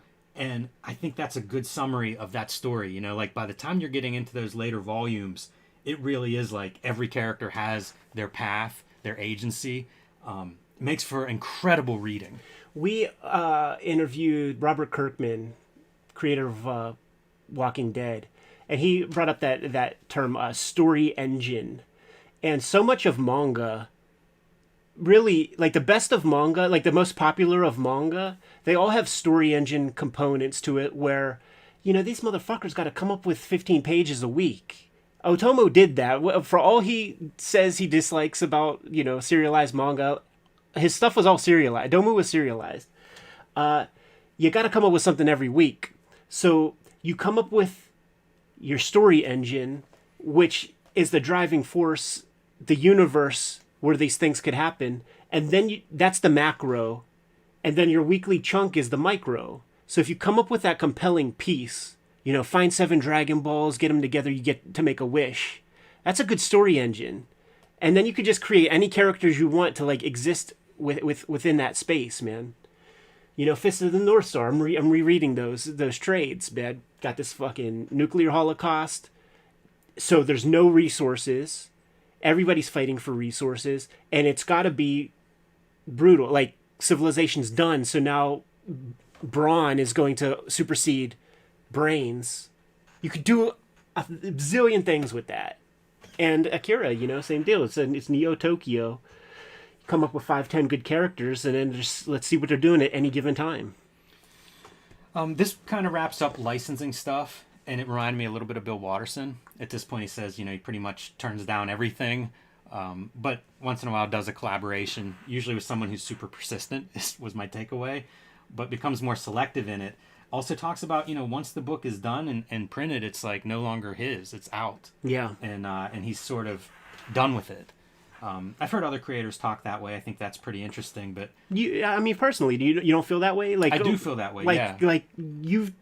It's going to be a year before you put pencil to paper on your last page of Hulk Grand Design by the time that trade comes out. Right. Yeah. Right. Exactly. And you hear it from a lot of creators, I guess.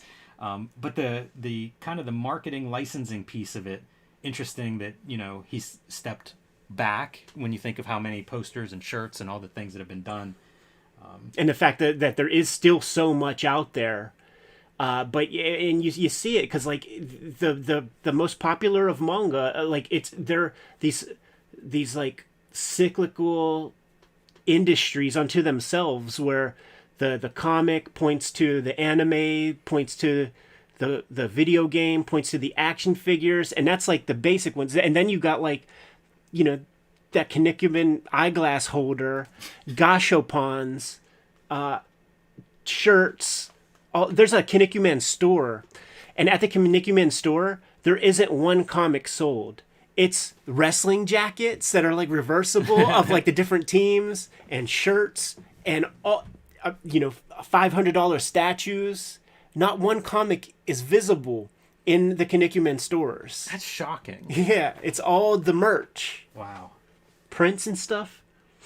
So I think that's, that covers this interview. We forget anything in here that stood out to you? No, just another one of like that fun aesthetic things is talking about like after he won the battle of like this book is going to be printed bigger than, traditional tankobon. Then he's like, well, the sides of the pages have to be yellow on this first volume. And they're like, what? And he's like, yeah, like I want there to be color blocking on the books. So he basically is just like, when he gets something, he's asking for more. And I respect that, because like the average creator is very timid and will allow themselves to be led by the nose a little bit, like thankful enough to just get to be published. But he like won this battle. He's like seeing how far he can take things. But there is a positive benefit to that in a lot of ways, man, because anything that deviates from the norm has a cost, has a financial cost to it. So now he's getting Kodansha more and more and more invested into this thing. So they have to sell it. Like, so it's going to, it's not, if they're betting on the wrong pony, it's good money after bad. But if you're betting on the right guy, you create, something massive. And that's what he got out of them. He got good promo dollars after that, to the point where they can buy time on the screen at the Jumbotron. Yeah, it's kind of neat too, for all the intricacy of that story. When he's talking about those color edges, they ask him if he had the same color, in mind for each volume, and he says he just knew that he wanted yellow for the first one, and thought it would be weird, if they were all yellow, and so he wasn't thinking further than the first one. And then once it came out, and it was like, oh, I just decided the colors on the spot. After yellow, blue, third one should be orange. There wasn't a big plan. I love that there's still room for spontaneity and sort of him discovering stuff along the way through the process. When I think of Akira, it feels so precise. Yeah. So I like that there's some spontaneity there. And they get into like, the back covers that we talked about a little bit. And just kind of like his vision for the books themselves, the book collections. And he says, I wanted the book to be something that would look cool if you carried it around. It's such a great description, and I feel like, again, to all the makers that are watching, think that way. Dude. Like really think that way. Because I don't know that we always do think that way. But you always notice, like, at the festivals, when there's a real sexy book, you see it in people's hands and you know it. Kind of like when we were at CXE, that Ryan Alves dude, like, he had that Batman vs. Bane comic, and it had that super bright background, that back cover. And I saw people walking around with that, and I'm like, it's a perversion of Dick Sprang and shit. And I'm like, what is that book? Yes. And I saw that in people's hands and was like, what is that freaking book, man? And then he came by and hooked it up, and it's like, yeah, that's money. Well, great interview. Great interview. So much information in there. Hopefully some stuff people out there can use, and hopefully some answers that, the questions that we aren't the only ones who had these questions. Yeah. Clearly. Yeah. So what a document. Very awesome. Very inspiring. You came over this morning. I was like, dude, you got to just sit down and read this, because I feel like it has to be an episode. And I know that a bunch of the makers out there are going to be appreciative to hear about, some of the stuff that's unearthed in the conversation. Yeah, absolutely. Good to go, Jimmy? I am. Kayfabers, like, follow, subscribe to the YouTube channel, hit the bell. We'll notify you when new vids are available. Jimmy, tell the people what's out there, man. Street Angel, Deadly Squirrel Live, fresh new printing available now. Plain Jane's, the adventures of a bunch of high school outsider artists kind of disrupting the status quo in their little town. Hulk Grand Design. Eventually there is a large, oversized collection coming. I don't know when, but pre-order that one now. It'll get here eventually. And join me on patreon.com/JimRugg, where you can see a lot more of my comics, art, and how I make the comics I make, and download out-of-print zines and mini-comics there.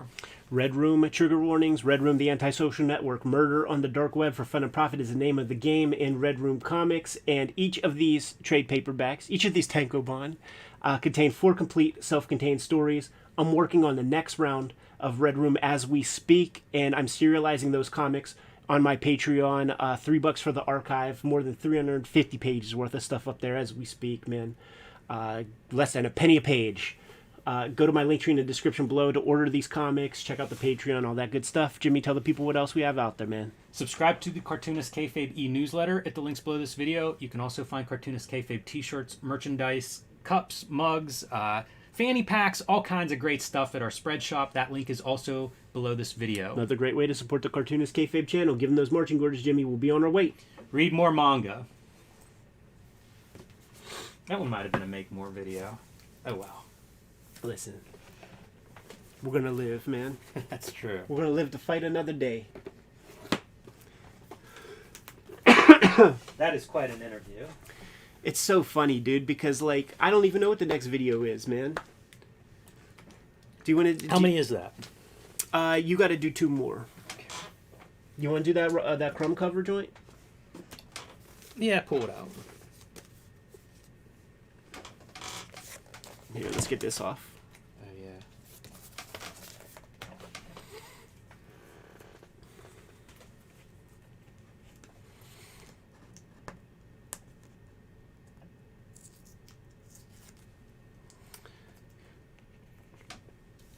The one that's real topical, like, the Crumb is topical, but that brand new Akira book, I feel like, with the animation cells and shit, like, I feel like we need to do that one. Okay. These Studio Ghibli shits, I feel, are hits.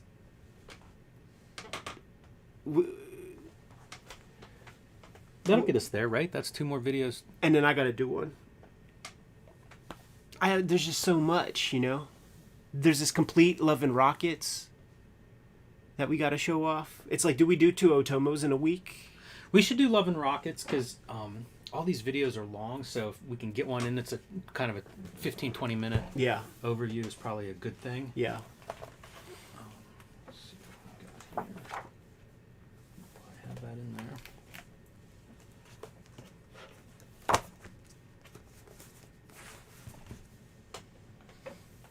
You do this, and then the Love and Rockets joint.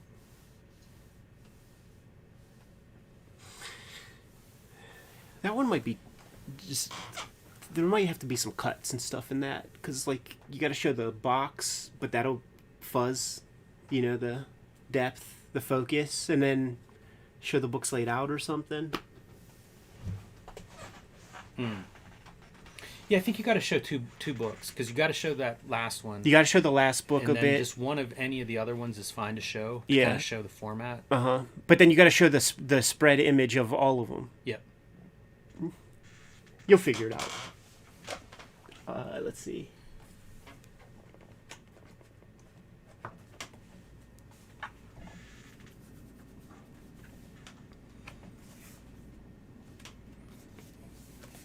What a book, man.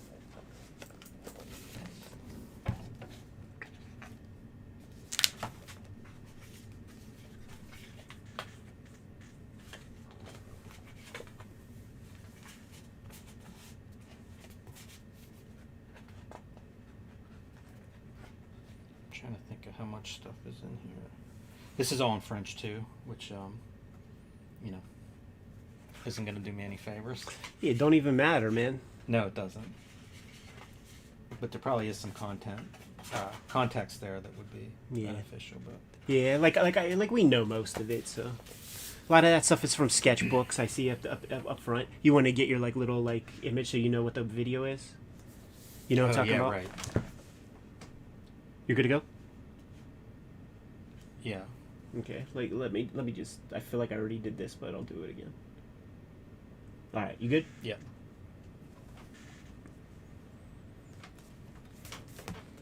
Hello and welcome to Cartoonist Kayfabe. My name is Jim Rugg. I'm Ed Piscor. Going to look at a collection of Robert Crumb covers today.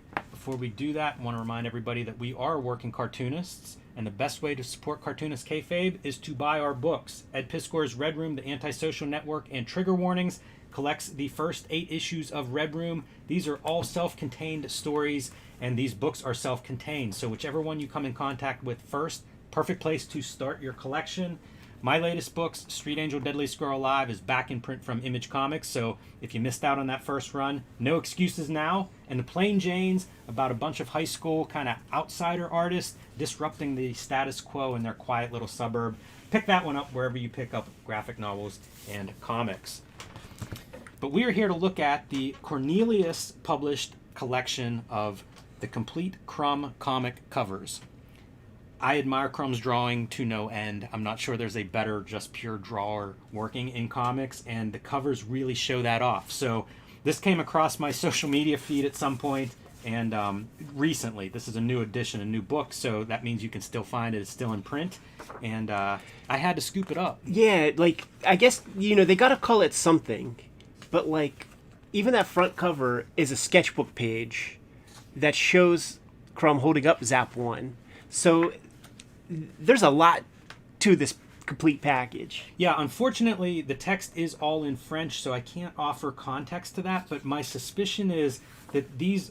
It's very comprehensive. Like, I think you're getting a lot of foreign editions in here, and that some of them are put together from sketchbooks. I love it. Off the bat, man, when you watch the Crumb documentary, or you get those first, like, 3-4 volumes of the complete Crumb comics, this is how you know that it's not the complete Crumb comics. Like, these should have been included in there. I want all of these fully reprinted. It's a heartbreaking story. If you listen to the Criterion Collection commentary with Roger Ebert and Terry Zwigoff, Terry said that when Charles, who held on to most of their kid comics, when he passed away, Robert Crumb basically like got on a plane immediately and traveled across the country because he wanted to rescue the arcades and these almanacs and stuff that Charles held on to, because he just knew that the mom was going to just throw them away and have like no significance to, like, just trash. And he got there too late and they got trashed, so like these probably represent the stuff that survived. Yeah, it's right, the complete Crumb comics that you can find. Yeah, and these pieces would be in sketchbooks. You could keep rocking, man. Oh, dude.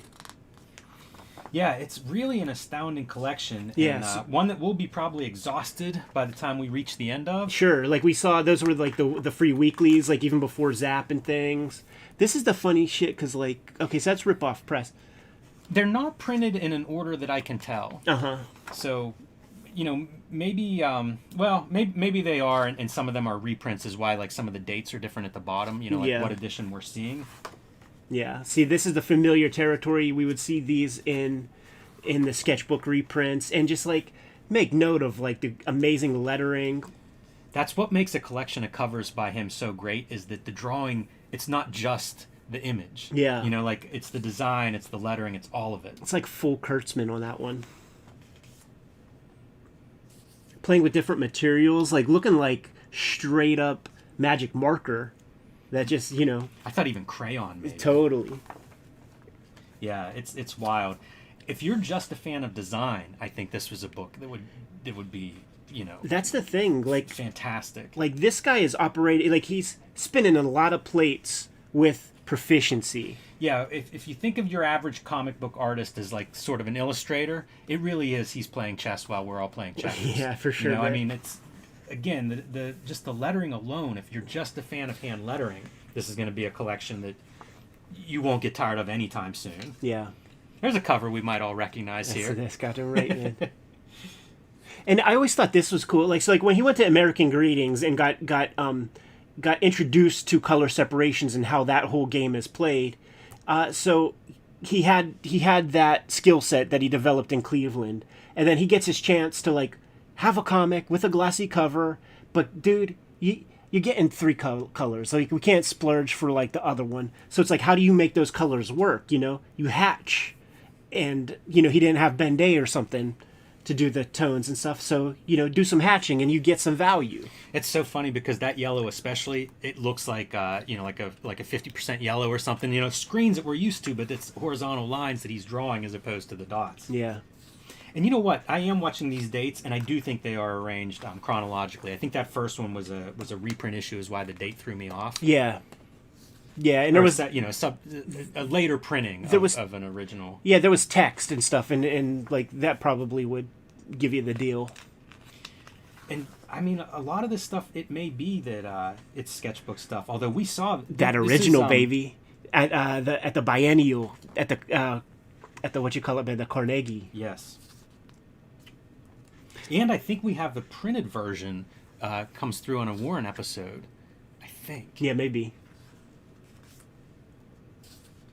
Yeah, it's so hard to keep straight some of the stuff that we found. How about this is like... See, this is where I think this is a French edition, But Yeah. is this one of his sketchbooks where they're reproducing the cover, Right. you know, of one of those editions?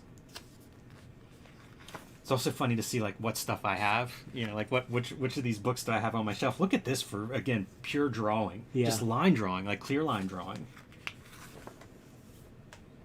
And I think some of that stuff again is the foreign editions. Mm-hmm.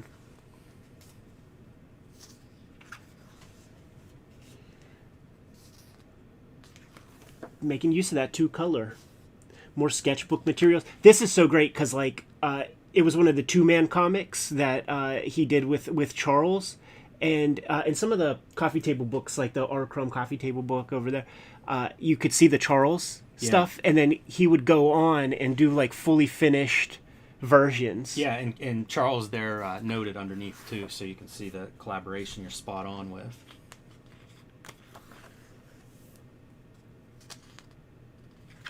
Fun that they do, you know, even if these are, I don't know if they actually are editions or not, but it's cool to see like the sketchbook stuff next to the very polished pieces. Yeah, I mean that's just sketchbook, but like, dude, it's the Cooper font. But like, you know, what does his archives, what does his morgues files like look like? Does he just have morgue files of just typography? Because it all looks set up, and I've seen like, I have this like Mr. Natural collection, and there was like some like 1930s book that almost matches the cover design, and like the complete Crumb comics, like the logo with the sort of whole orientation of everything and like the font choices, like that comes from some like weird golden age comic that like, he's deep, dude.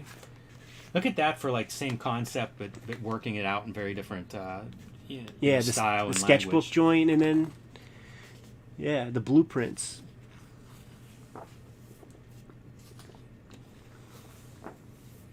Iconic stuff. Cool to see like a one color, but it's not black and white. Yeah. Probably just black ink on the color paper. Yeah, I'm with you on the lettering and what he's drawing from. Yeah. Because there would be collections of lettering, you know, especially back in the day. Like if you're a designer, it's not like you're running through the list on, you know, InDesign or something. Like you needed a sample. Yeah, and you learn tricks, you know, like so he knows like, you know, cut like a 10% like that, and it'll create some depth. I have a giant letter, I think it's a letterpress book, and it's all like the fonts that were available at that time. And that's, I mean, it's just, you know, lettering. One of my first design jobs, it was a guy who had transitioned to digital. You know, would have been like a 90s kind of job, and he had printouts of all the fonts in a binder, you know, like he was making his own reference that you could look at.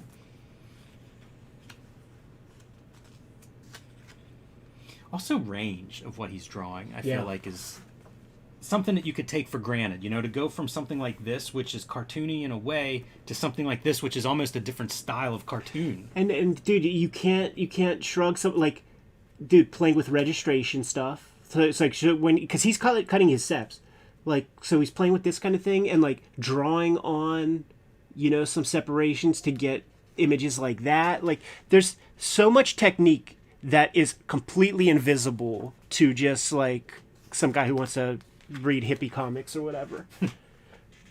You know, like imagine like the to get that blend of the sky, like that's not trivial. I also wonder, when you see this thick line, is he going over that? Like, is he essentially drawing that line with several Or is he cutting the screens? You know, because you see that it's part of his language, that thick line. Yeah. But it's so uniform looking, but I don't know what kind of pen. It's like a bigger rapidograph than I have. Yeah, no, it's he's doubling up. Like, this is another one of those ones where, like, I seen, like, the reference for this, and it's, you know, some like old ragtime something or other. Yeah, I think that's a big thing. You know, like, we all draw from the stuff that we see, and what he's collecting is different than what I'm collecting. Yeah. Love this lettering. Yeah, man. I love almost all the lettering. Really fun cartooning. And this is another one. This is one of my favorite covers of his, where it just, again, is this... Going cubism. Just a different style. Yeah. With a paste up, even, of his face. Pretty bold idea for a logo. Yeah. He was just so in demand. That's something, too, to make note of, like, as you see these years, and something that I think, again, I don't hear people talk about as much, but, like, any of these alternative newspapers, I feel like got a cover by him. Yeah. You know, it was almost like spreading this style like Johnny Appleseed planting cherry trees or something. When I was in Japan, I saw a Japanese our Crumb wannabe, dude. Yum Yum book. Yeah, dude. In the sketchbook. Like, that's the one that Dana gets to have. Arcade, the Spiegelman. And Bill Griffith. I remember buying this one as a kid. I don't have that one.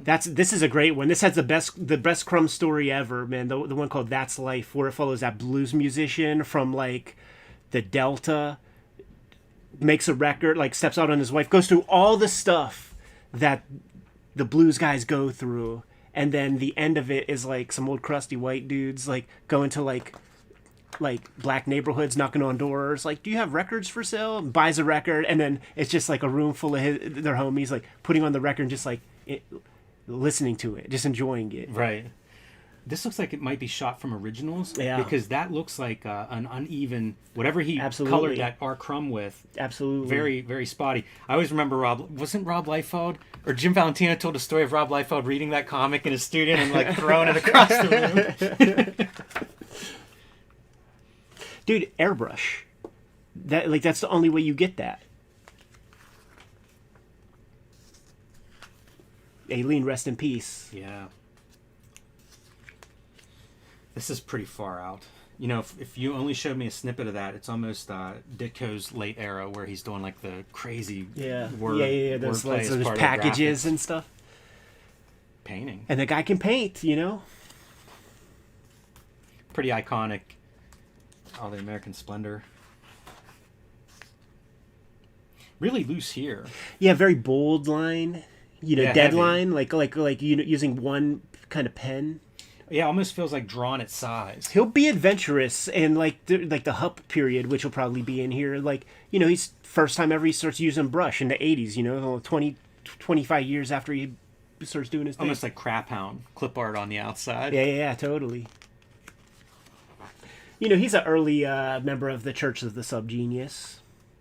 How beautiful are these? Oh, dude, like that. This issue of Complete Crumb Comics, like, I just would fucking stare at these things, man. Once again, playing around with the separations a little bit more, and those are the thing with the Weirdo covers, where he's like hatching the tones. So like he's cutting the seps, but then he's like clipping shit out of there. Yeah, for very value. Informative. The printing on this is really sharp, and you can see it with like those color, that color plaid pattern, and also an airbrush background. So it's what I'm trying to stress is that it's so much more than drawing. Can like look at this, man. Cut with screens. Even cutting into like a pattern on the tie. Yeah. Drawing on drawing. Like, I'd love to see the production piece for that. I remember Chicago had some big symposium with all the big cartoonists, and he was up there with Gary Panter. And Gary Panter was talking about how much he loved After Registration and is making Crumb nuts. Like do you understand the amount of attention and care that I put into my covers to not have it go off registration? And you want that? You're okay with that? What is this? Yeah, that's a what good is question. that sky made out of? Yeah. You don't see the dots? I don't know. I've never seen that piece before. It's very intricate too. Like, I would believe that those are cut, but man, that's an intricate pattern if you're going to cut that out. I love the logo on there too. I've never seen either of these pieces. The other thing that I know going through this, and I've purposely not gone through this too much before doing it here, but it's almost like it reminds me of, we looked at doujinshi turtles, and it was like, look at all the styles. You sort of have this here. You know, like, there's a template where it's like, oh, I see some Chris Ware there, I see some Charles Burns there. It feels like he's explored so much in terms of drawing, especially in black and white and in logo design, that you see it everywhere. And the Weirdo covers, for me, some of my favorite Crumb are these Weirdo covers. Took him 18 years to get to that place where he's able to do like his like full ode to Harvey Kurtzman, like Humbug and shit. Look, yeah, I mean, that's perfect timing, Ed, because Yeah. I feel like you can see some of it there, but that's nuts. I don't even know what's going on there. Collage. Yeah, just a total collage piece. This is another one of my favorites. Iconic. Yeah. I always picture this one in black and white, you know, because of the way those lines are going off. Right. This would be another one I'd love to see the original of, because is he drawing this, and he must be drawing that in white. I think so.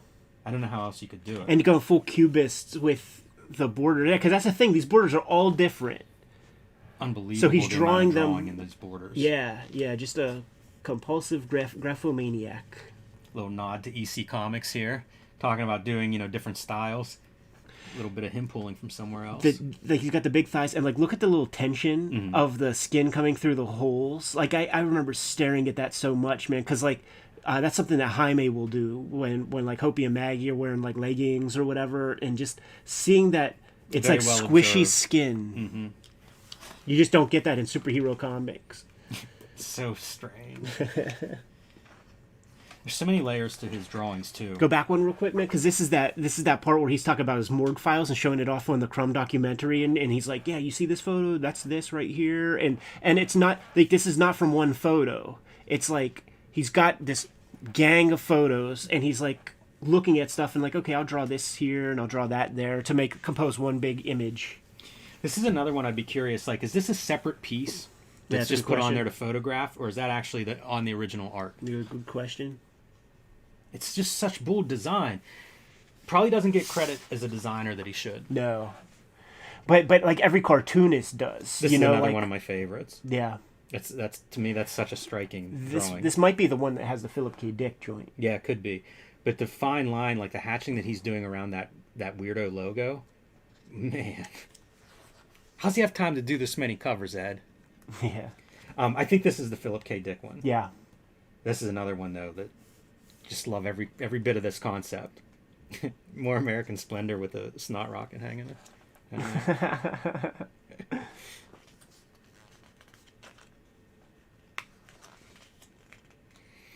Incredible. Starting to use brush. Yeah.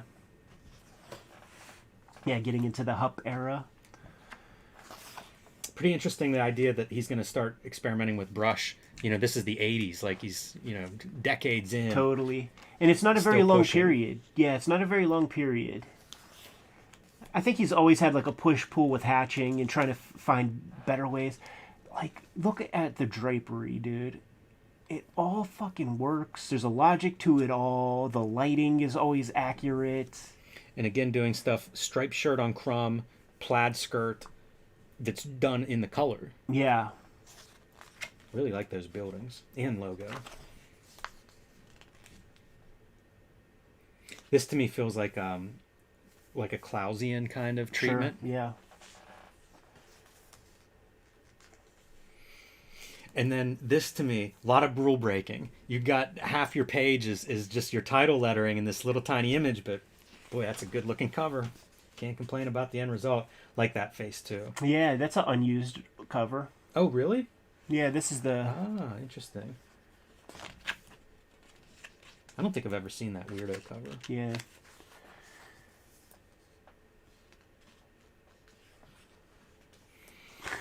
Just That's that another imagination, favorite. man. He's a funny guy. You know how when we interviewed Klaus and Klaus said that Crumb told him get into botany or something for a year so that you don't get burnt out, blah blah blah. and Klaus is just dude, he's trying to throw me off the scent. Crumb also says that he regrets taking that pharmaceutical grade acid and all that kind of shit.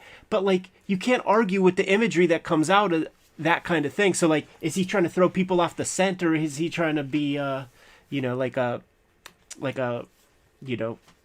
cautious old dude giving you the scoop? When he talks about the acid from the guys in the dark suit, acid that he was in a trip for a long time after, is that in the documentary? No, it's is it in a comic? He does talk about having a weird side where he's it just had this other effect. I don't think it was acid. It made my brain all fuzzy.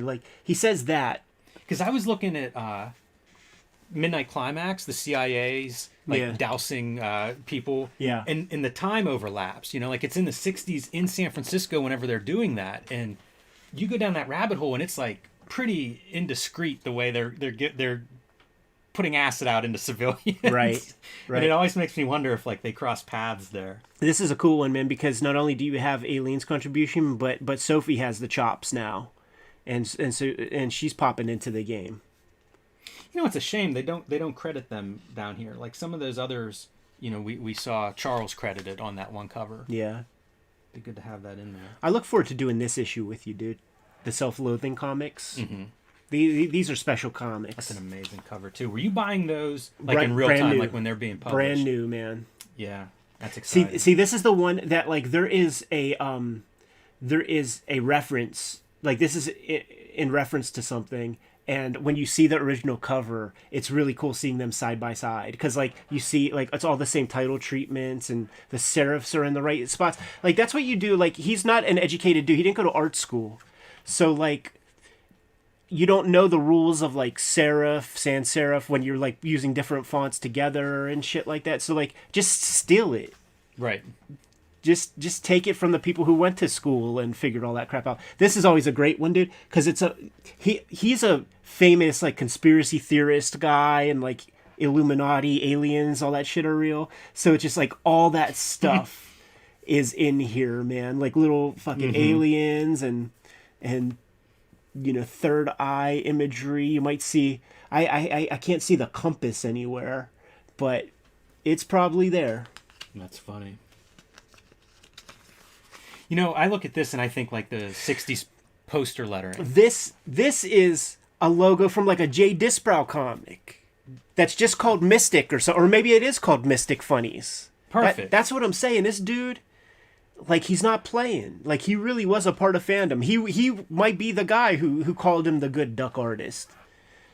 It does make me think though, like you have stuff that you reference, like maybe old albums. Yeah. But then you also have the stuff you're living with and seeing. You know, like it becomes very hard to reverse. Another of the late Eileen Kaminsky on cover there. Yeah. Yeah, That's a pretty iconic image to me. The Snoid from Sheboygan. Yeah, they ended up doing so much like jam comics at the end. You know, like almost any comic that you would get with Crumb would be a jam with Aileen. And now we're entering like 2002. Pretty short run there for like, you know, this is 2000. So 98 to 2000 got no 99 covers listed in here. Yeah, and I feel like that even came out when we were kicking it.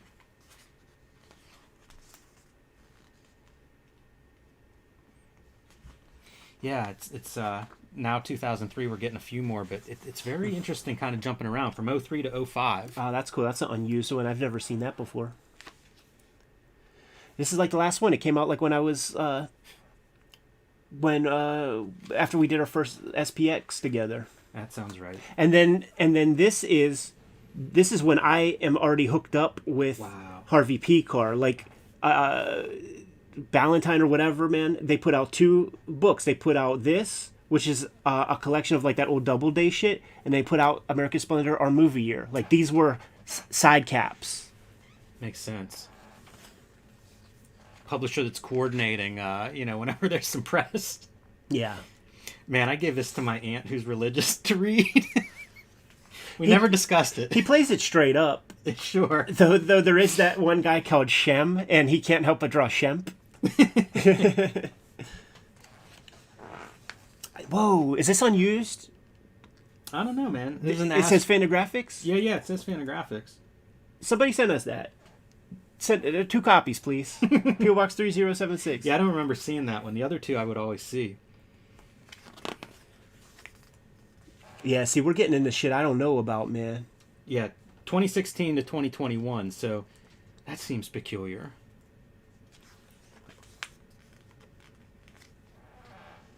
Yeah, I never seen this piece. Looks like it might be Sophia's hand there, too. Yeah. Looks like a different hand. And then, of course, the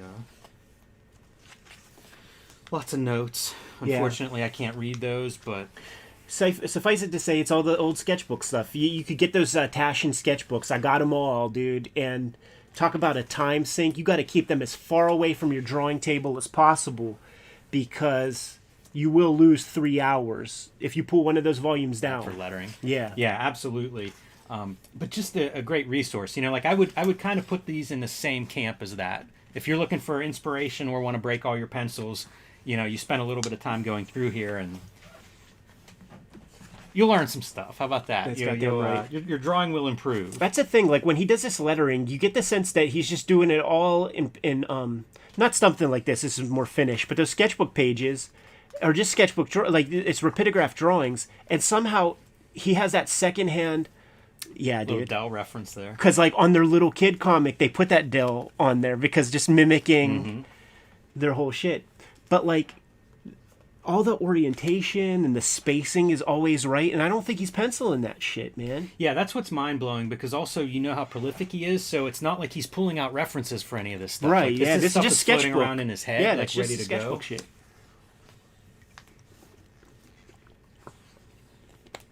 Yeah, the lettering I marvel at. Like, Yeah. that's probably the thing that I'll come back to again and again.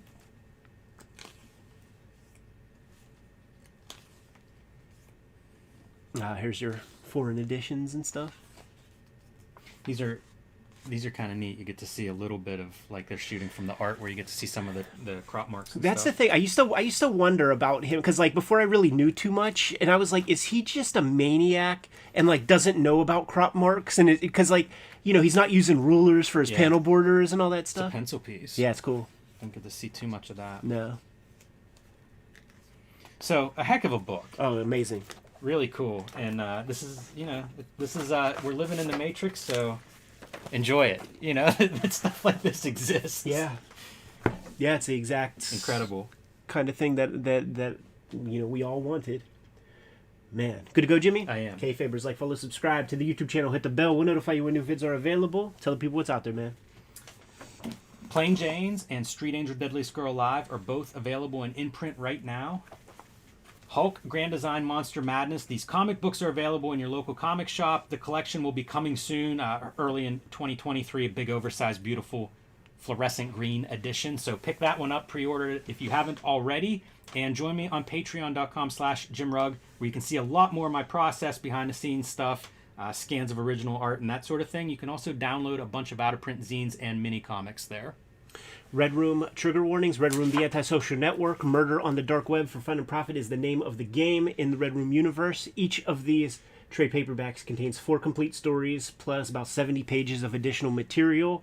I'm working on the next round of Red Room comics, and I'm serializing them before they hit paper on my Patreon, patreon.com/edpiscor. I have a link tree in the description below this video where you can get to all of these destinations and support the books that we make, because the books that we make help make the channel happen.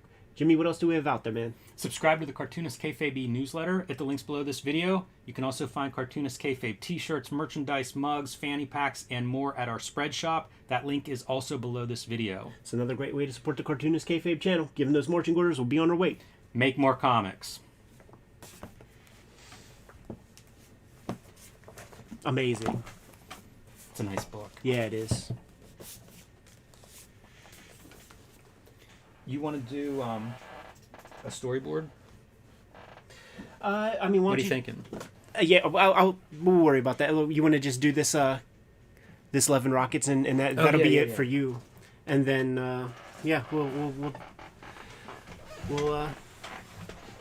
come up with. Let me put my whatever weightlifting belt on. I know, man. Remember, man, lift from the hips, not from the back. That's incredible. Hope this table is feeling it. What's funny is it actually might go down with the weight, like over here, because this is the stuff that I had to pull up to kind of fasten. So we'll see. Yeah, we're gonna have to bounce around probably on a couple of cuts. Yep. That's all right.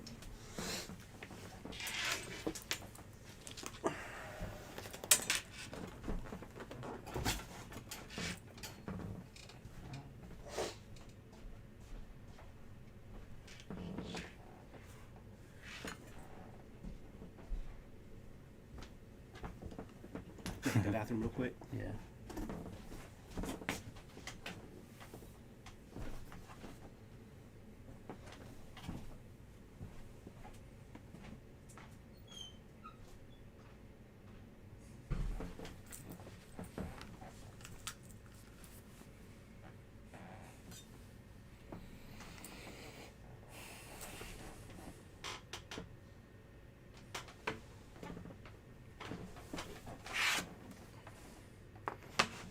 Man, how many of you guys are getting this complete Love and Rockets under the Christmas tree this year?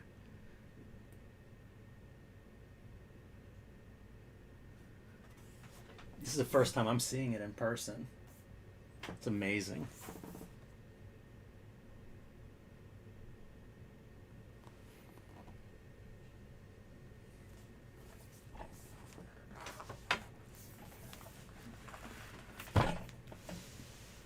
It figures I'm one issue away from completing this first volume of Love and Rockets. Issue 24, by the way, if anybody has extras. And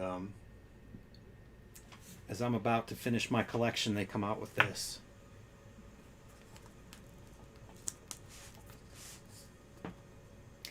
I think this is Jacob Covey's last job, too, before he left Fantagraphics. It's a beauty.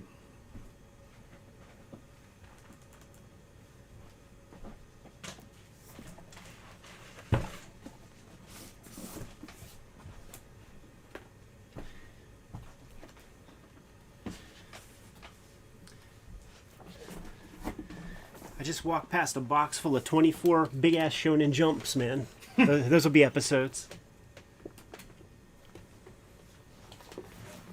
This is the one, everybody. So if you want to Christmas gift me my last missing Love and Rockets issue, greatest cover of all time. Which one? 24. Oh, yeah.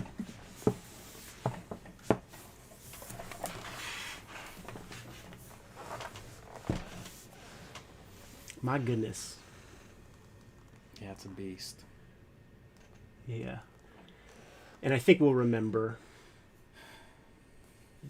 to just refocus all the time. Yeah, I'm kind of going to flip it around early so we can see like it's this giant box. And then we'll pull out a couple volumes to look at and we'll cut and refocus those. Yeah. I'll move the camera down and everything. So Yeah, because what we have to say about the issue is it's all obvious. It's the last one that is the... That's a sales tool. That we get into. Yeah. What a beast. I think of it as like... I was thinking about titles and shit. Yeah. And it's like... Something about like a love letter to Love and Rockets. Or like something like that. Because that's what it is. So like Fantagraphics like made a love letter to the bros. And like created this... Like it ultimate, is a monument. Yeah, a monument. That's such a great way to put it, man.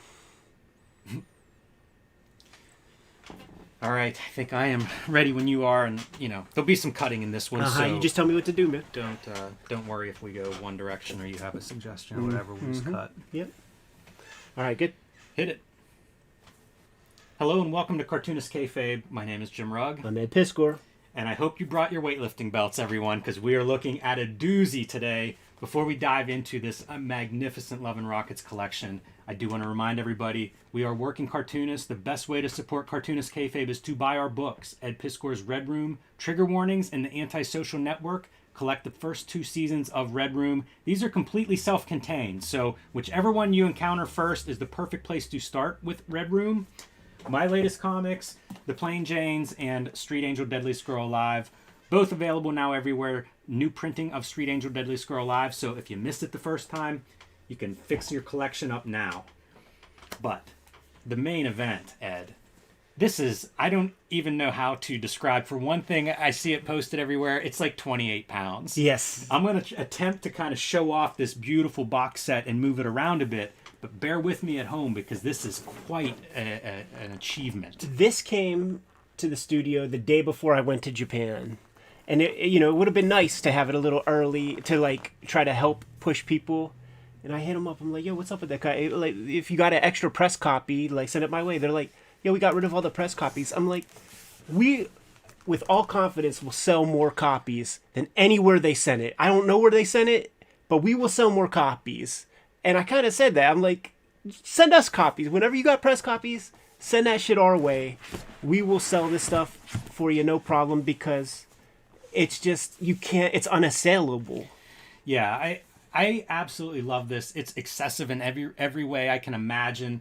I love the objectness of this. It's almost sculpture. Yeah. I think it's Jacob Covey's last big design job for Fantagraphics before he left, their longtime art director and somebody we've talked to on the show, and I admire his work very much. And I think anybody associated with Fantagraphics is probably a fan of Love and Rockets. I think it's one of the high points, one of the most influential comics ever done. Worthy of this kind of treatment, is what I'm saying. This is my Desert Island comic series. And if, you pose that question, like you got one comic, like what do you bring on a desert island? You could just say the box, like you could That's shoot. right. You know what I'm saying? And with no fuss or muss, man, like each of these hardcovers is capturing, you know, a chunk of the first 50 issues of Volume 1 of Love and Rockets. And then there's that one other real sexy Yes. book at the end that collects like a bunch of like press and ephemera. We're going to dive into that. I did want to just call out this super zoom and a logo. A Todd Klein logo, I believe. That's true. Was the designer of this. So, I mean, I think of this as comics royalty, and we're going to look at a couple of volumes just to kind of demonstrate the way they end up collecting this and the way they put it together, because I think it's very well done. So, this would be obviously an edit. Or should I just keep it? Yeah, keep it rolling. Okay, my I'll bad. cut it out. Yeah, my bad. So there will be 2 videos then. Do you have a particular other a volume to show examples of? Does it matter? I'll just pull out the first one if we don't. You know, like showing the covers and stuff like that is pretty cool. You know what? You're exactly right. They gave us this to show off, so.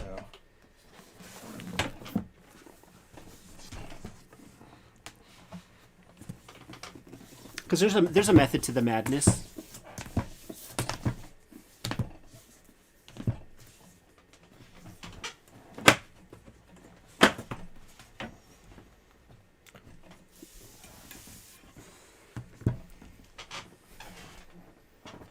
So nervous to put these too close to the edge. Yeah, sure. It's good to have them back like that though, because this is the more sturdy section of the table. All right. Pull these way down.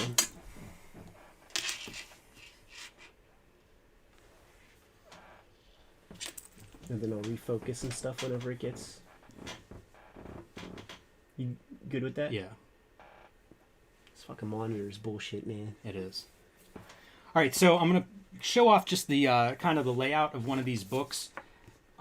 They collect, about 5 issues or so per volume. That may range from issue to issue depending on the length of size, because these first couple issues are 64 64 apiece. pages. So as you get further in, I guess you'll get a few more issues per volume. It's a black and white comic for the most part, but they have these nice color inserts. So whenever they're reproducing the covers, it's even on glossy stock. Yeah, it's super important. And they opted to go for the like the comics experimental like first printing versions of each of the covers with all the same kind of color separations. In the logo from that first run. Yeah. So like it looks different, than like the later recolorings when it's like Fantagraphics proper and things like that. But I did take a look at issue 13, I think it is, that if you have the first printing, has the Dan Clowes Lloyd Llewellyn strip in it, and that is axed. So if you get the second printing of Love and Rockets 13, it's axed in there as well.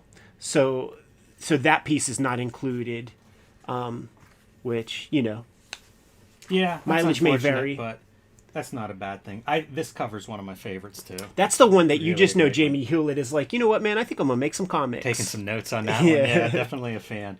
But I think it's beautiful. Like from a production standpoint, I think they really put out all the stops. Like this is a great way to own this series, in my opinion.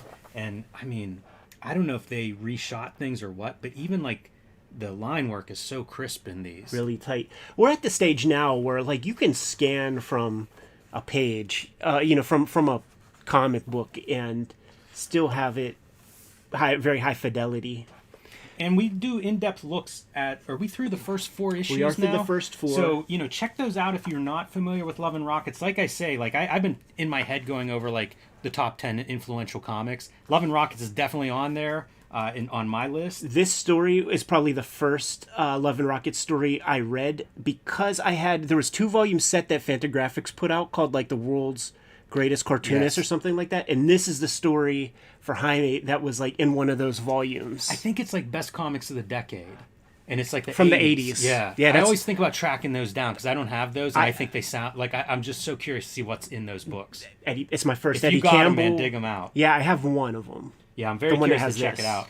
But again, like these are unassailably great comics, and they have influenced generations at this point. So if you want to see where a whole vein of cartoonists come from, this is the place to start. It's really sick. Like in one of the letters columns, it's like, it's Steve Lee Aloha, and it's, people from mainstream comics. Kurt Busiek is in there. And then if you look at like the square bound joints from, the little square formatted ones, Matt Fraction letters and shit. So it's always been that way where the real comics makers from the mainstream, like, they bend the knee. You know what I'm saying? Like the ones that like really care about the medium of comics, you got to bend the knee to the bros. And the way it works, like if Gilbert gets the front cover, Jaime gets the back. Right. And if there's an odd number, then Gilbert gets most shine because Jaime gets the spine treatment. And, this is an art in and of itself of like Jacob Covey deciding what's the image to pull for this.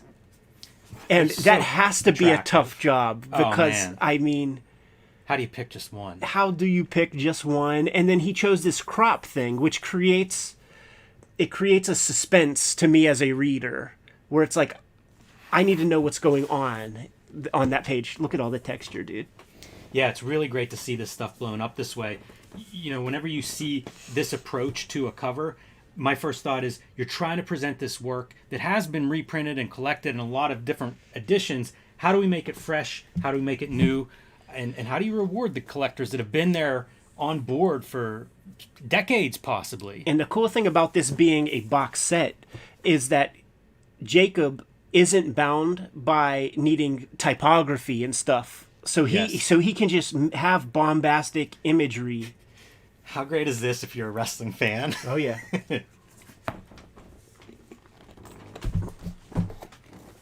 And it's really subtle stuff that Jacob did, choosing like this red ink approach, having just like a kind of like Helvetica sort of type in the bottom there. Just very, very reserved. Letting the images do all the talking. As we go through, this is my first time seeing these. Yeah. So as we go through here, I just feel like each of these images, I find it more and more striking. It feels like, wow, that's what a color. And then you flip over and it's like, what an iconic image. This is, flip it real quick, man. This is from like that Wig Wham Bam era, and this was like one of the first, like when I first bought my Love and Rockets comics, I bought issue 1 and I bought the current issue of the day, which was this one. It was like that white cover where it's like a row of cops, and Maggie and Hopi kind of running by. I bought my copy of that in Ireland recently. Oh, that's fun. That's cool. That's cool that it made it there. I love this image, dude. Like how evocative, right? It's amazing. Like that's what comics are about right there. Gilbert's such a cartoonist. I hate to say cartoonist, but he's so good at the comics language. Yeah. I've had moments of reading his comics where I think like this is a perfect comic. Yeah.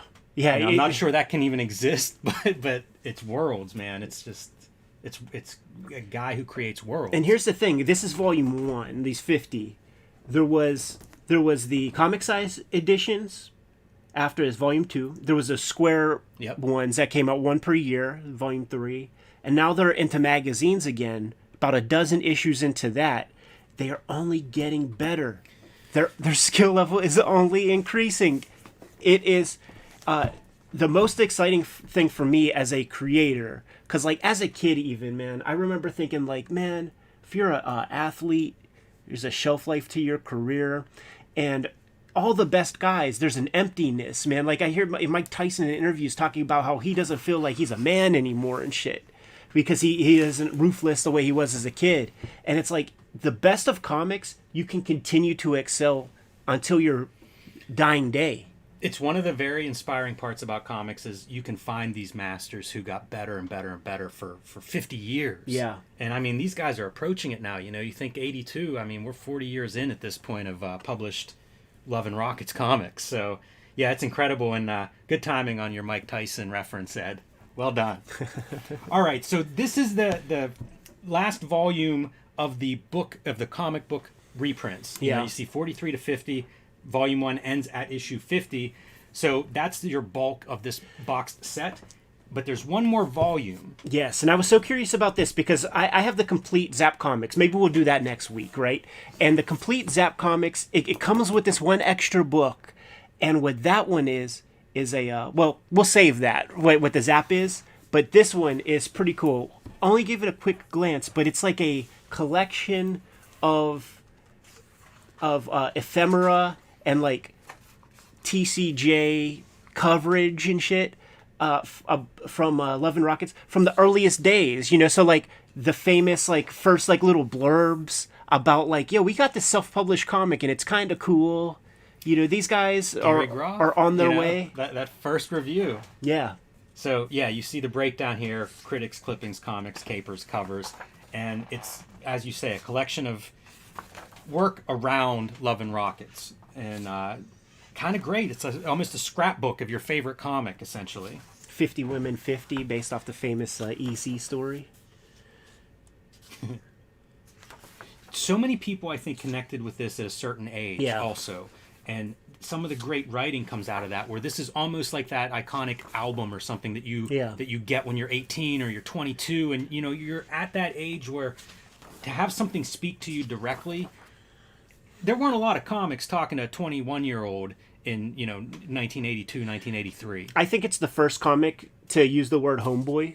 And it happens in like one of the first single issues. Ezra Pound being referenced, you know, like these were comics that did not exist. It's not like they just showed up and, you know, plug them in as the next fill-in artist of Spider-Man. Like these are comics that did not exist before the Hernandez brothers made them. It's true. Like before this, what a lot of girls had to read was like, at least I have X-Men. And like, you know, Chris Claremont like having like strong female characters in X-Men. But then it's like these guys come on the scene and it's like it's all over. Like, here you go. How cool is this? Diana Schutz. So the Telegraph Wire, I believe, was done by a comic book shop where she worked, and she essentially was the one doing it. So early on, 1984, you know, she is cutting edge of what are good comics, and getting the Hernandez brothers in an interview for a fanzine, really. Yep. Man, it's kind of cool when you think about her career and crossing over with these guys that early on. And I think that's probably true as you go through this. You know, so many people in comics have that history, you know, in fandom that have been here for decades. They find the good stuff, you know, and they celebrate, they share it. That's like the legacy, I think, of comics fandom, is keeping the good stuff alive and drawing attention to it before comics were accepted the way they are now. And I bet there's a lot of that.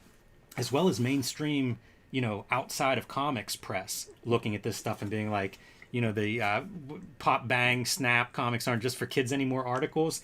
These guys would have been in a lot of those articles. Oh, yeah. They were at the forefront, always on the cover of that kind of stuff. And just important. And it's something that, like, you got to keep in mind. Like, if you're being true to yourself, every cartoonist can add a little piece to the culture. We looked at this, the 10 Years of Love and Rockets book. So this is the Gilbert Hernandez side of it. And I don't think we covered that. We didn't do the Gilbert. We need to go back to that and visit that, because it's, you know, this is the other. Oh, no, this is a different piece. But there's a Jaime version where he talks about his process. That's this. Is it? Yeah. It's listed in a different source. But that stuff floated around. It's nevertheless, the same. Yeah, like, it's this the same. process is so valuable. So we're going to have to cover the Gilbert half of that, right. that process talk. Yeah, this is the same thing for sure. And, you know, watching at home, like, you can go find our Jaime coverage of this process talk. I think we have a Love and Rockets playlist, and if not, there is one now. Yes. Dave Gibbons weighing in. Amazing. I love this kind of stuff, too, like where you're seeing kind of the extra bits of artwork. You know, coverage in magazines and stuff where they get to throw a piece of cover art together. This is fun too. It almost feels like the old fanzines. I mean, you know, it is pre-digital layouts. It is like this ain't this ain't Jacob Covey doing some typography treatments. No. This is just scans of some real stuff.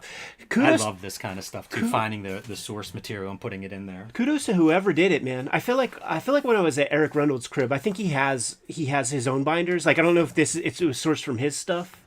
The way this stuff works usually, like, it's wherever you can find it. You know, like whenever they start putting this together, I bet you that, you know, everybody at Fantagraphics that had some version of clippings and collections, bring them all in. Let's see what we have, and What don't we have that we remember seeing somewhere? Let's see if we can track it down. Even these pieces from the house ads and stuff, it's very Love all that. very noteworthy because like we passed it up, but there was like the one house ad where it's like Howard Chaykin, Alan Moore, Matt Groening, like the biggest people in comics given their kind of assessment on Love and Rockets. I'm looking for a Pittsburgh stop on this 10th year anniversary. I don't see it listed there. That hurts my feelings.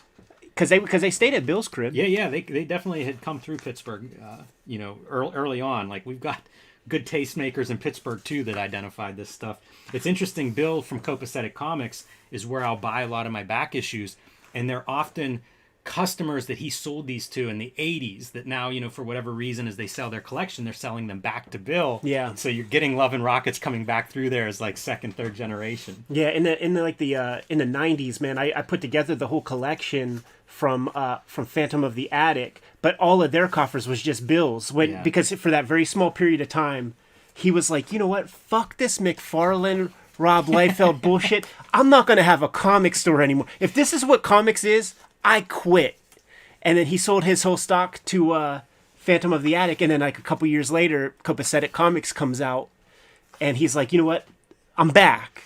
And I'm not even going to get a Diamond account. I'm just going to curate a shop the way I see fit. Do you know where these must be from anthologies and things? Like, I'm trying to think of what the anthology because I've seen this story before. But so these are like odds and ends of comics that they did, I guess, that ran concurrently. Like you see comics 83 to 95. So things that would have appeared in other places, I suppose, getting collected here too. So very comprehensive in that aspect of what this collection is bringing. Los Bros don't mean Dos Bros, man. I saw a little Mario in there.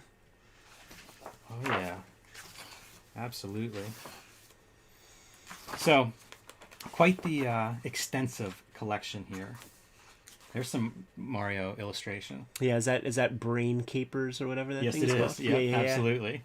I picked that up, I think, from Phantom of the Attic not too long ago. Yeah, reprinting a one-shot from all of Mario's stuff. The lesser known. But the older bro, the bro that got them all hyped. Now you get to see some of the collections, trade paperback collections of this. We'll often talk about like the trade paperbacks of Cerebus being a big piece of like, I don't know, the transition to book sales and how alternative comics were coming into it. I feel like these Love and Rockets collections were another big piece of that. Like I would see these a lot. Totally. And I never saw it in a place where it wasn't a comic store, you know what I'm saying? But I think that there was a lot of effort made to try to get these things into like your Walden books and stuff. I remember Gary saying that was it Mike Gold from First Comics, like coming to visit him and trying to put together some sort of plan to invade bookstores. And I'm sure hip bookstores were hip, but like none that I was ever able to get to. I could only find this stuff in comic shops. Yeah. No matter how hard Gary and them would try, like it wouldn't be at Walden Books at Century 3 Mall or B. Dalton's. It just wouldn't happen, man. So you see here a cover issues, gallery, but these are also reprinted on glossy stock within the context of the issue reprints in the rest of them. All the Comics Journal cover. So just an awesome collection. Look at young Gary. That's funny. Man. What an achievement. Yes. This is the victory lap for the bros. That first 50 issue run, you just can't touch it. You really can't. There's nobody that can operate at that level that consistently, and let alone still continue to do so to this very day. In Cool, like there aren't a lot of cool comics. Yeah. And I feel like it starts with those dudes. Yeah, for sure. And you can see it in that photo. But like these were legit comics. These would be the comics that people would read that didn't really read comics. It's true. Yeah. And that's how you make new readers. It is how you make new readers. That's what I'm saying. Like we all can contribute at some level to do that. Make a baseball comic. If you fuck with baseball, like make a baseball comic. Make a football comic. Yeah, absolutely. Why not? Yep. This is your blueprint. That's it, man. You good to go, Jimmy? I am. Kayfabers, like, follow, subscribe to the YouTube channel, hit the bell. We'll notify you when new vids are available. Jimmy, tell the people what's out there, man. I have Plain Janes and Street Angel Deadliest Girl Alive back in print after almost a year, so if you missed it the first time, finish your collection now in style. The Hulk Grand Design book should be coming out relatively soon, hopefully. I am certainly looking forward to it. Pre-order that one if you haven't already, and join me on patreon.com/JimRugg, where you can download a bunch of my out-of-print zines and mini comics. You can't disable the power of my label, man. And the same publishers of... Looks like this is part of a set, Ed. Yeah, right. Heaven forbid. The same publishers of this great Love and Rockets compilation, man, are the publishers of Red Room, The Antisocial Network, and Red Room Trigger Warnings. Murder on the Dark Web for Fun and Profit is the name of the game in the Red Room comics, and each of these trade paperbacks contains complete four complete stories, and each has about 60 to 70 pages of additional material in each volume that you can't find anywhere else. I'm working on the new round of Red Room comics at this very moment, and I'm serializing that stuff before it hits paper on my Patreon. Hit up my link tree in the description below. You can get to all of those destinations and support my books and support these videos. What else do we have out there, Jimmy? Subscribe to the Cartoonist Kayfabe newsletter at the links below this video. You can also find Cartoonist Kayfabe t-shirts, merchandise, mugs, fanny packs, all kinds of great stuff at our spread shop. That link is also below this video. Another great way to support the Cartoonist Kayfabe channel. Given those marching orders, Jimmy, we'll be on our way. Read more comics.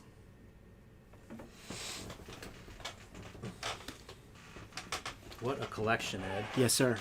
Pass that slipcase over.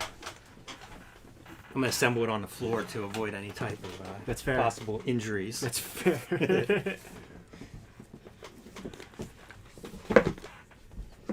We got so much stuff, man. We should... The channel should really get some major bumps over the next couple of weeks with some of this shit that we have to show off, man. Yeah.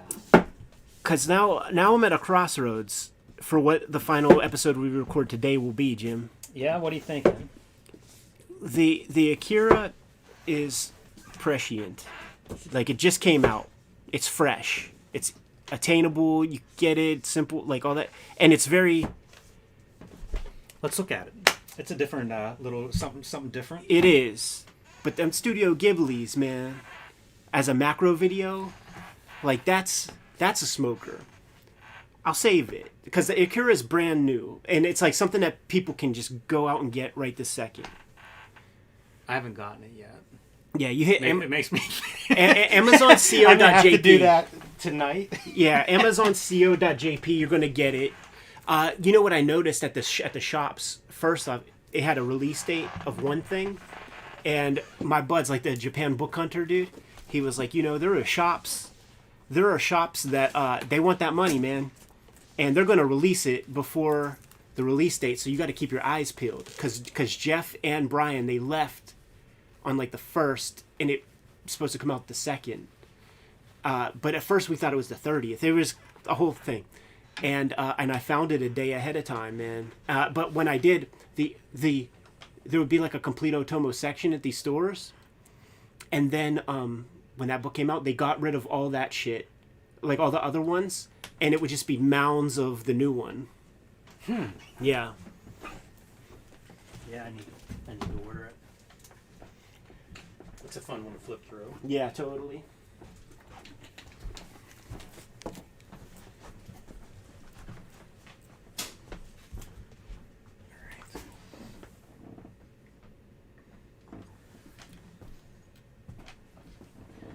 Do you want to record it on here, and I will cut it, and I'll do 4 this week, and you'll do 4 next week? I'm going away next weekend. We could do that. Yeah, sure. It'll save me a little bit next week. Sure. It might be. Yeah, that sounds good, man.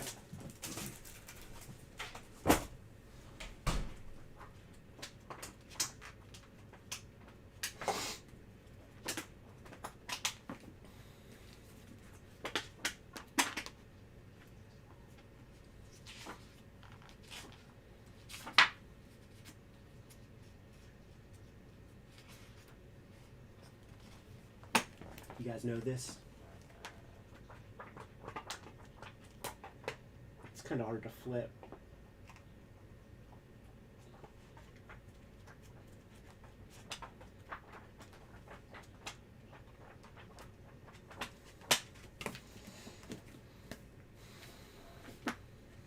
And then it's like 2 sides.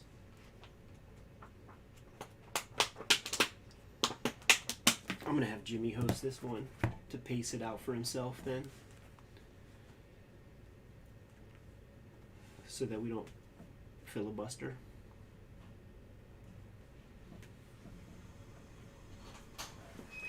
Hey Jimmy, if you're gonna record it, you should host it. Like you've seen it as much as me. I could fill in a little bit. Okay. But I just I don't wanna blow V8 on your record.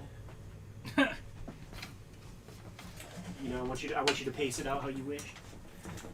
Man, dude, our fucking lights are starting to get jank, dude. Huh. Might have to spend a fresh 100. Well, we certainly got our money's worth out of these lights. We did. And there might be like a more powerful.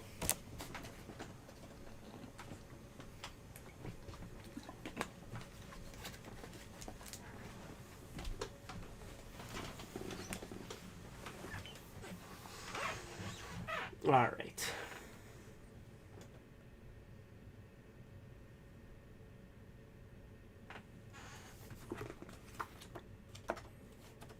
Is this a thing that needs to be done like this?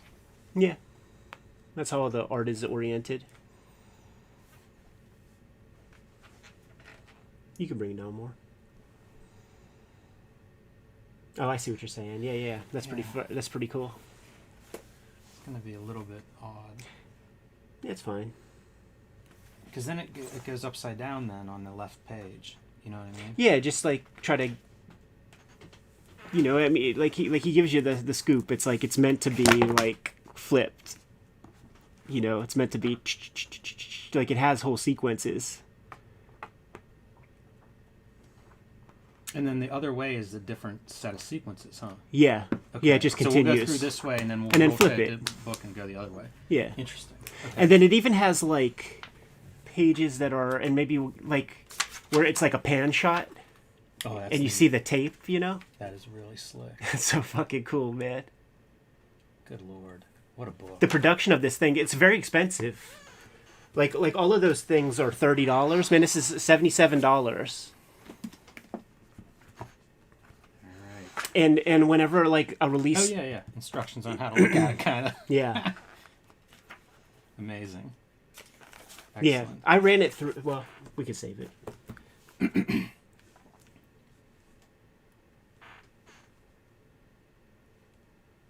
Good.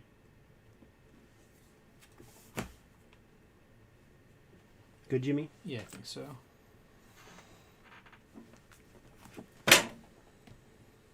Hello and welcome to Cartoonist Kayfabe. My name is Jim Rugg. I'm Ed Piscor. Going to look at the complete Otomo works Keyframes this episode. But a reminder to everybody at home that we are working cartoonists, and the best way to support Cartoonist Kayfabe is to buy the books that we make. Ed Piscor's Red Room Trigger Warnings and Red Room The Antisocial Network are in stores now. These are collections of the first 2 seasons of Red Room, completely self-contained, so whichever volume you bump into first is the perfect place to start your Red Room reading. My latest Deadliest Squirrel Alive Street Angel collection is back in print from Image Comics after being away for almost a year, so if you missed it the first time, pick it up now, no excuses. And The Plain Janes, about a bunch of outsider high school artists that create chaos as they make art in their small, quiet suburban town. But man, Ed, this is what I wanted to see you bring home from Tokyo. Otomo, The Complete Works. 23 refers to, I guess, the volumes aren't being printed in sequential order. Correct. So that's exciting because it means there's a whole lot planned. Yes. This is animation from Akira, layouts and keyframes. So 21 and 22 are the storyboards. It makes sense. And those are things that we've had glimpses of in the past. But man, the first thing that strikes me is this book feels good. Yeah. It's soft edges, but it's heavy, it's thick. We've got about 1.5 inches here.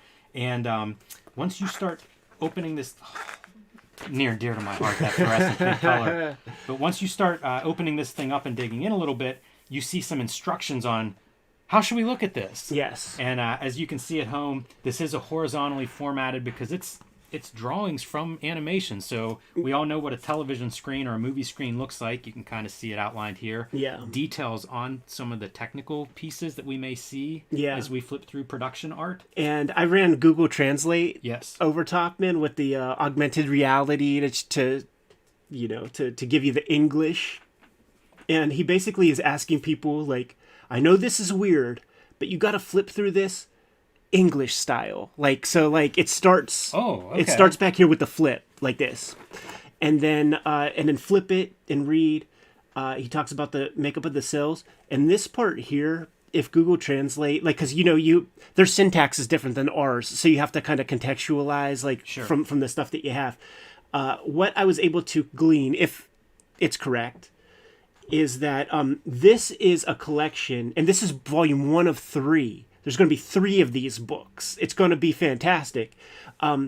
This is from his personal collection of the stuff that he kept. He didn't necessarily draw all these pieces. He contributed to a bunch, and he certainly did the storyboards for everything.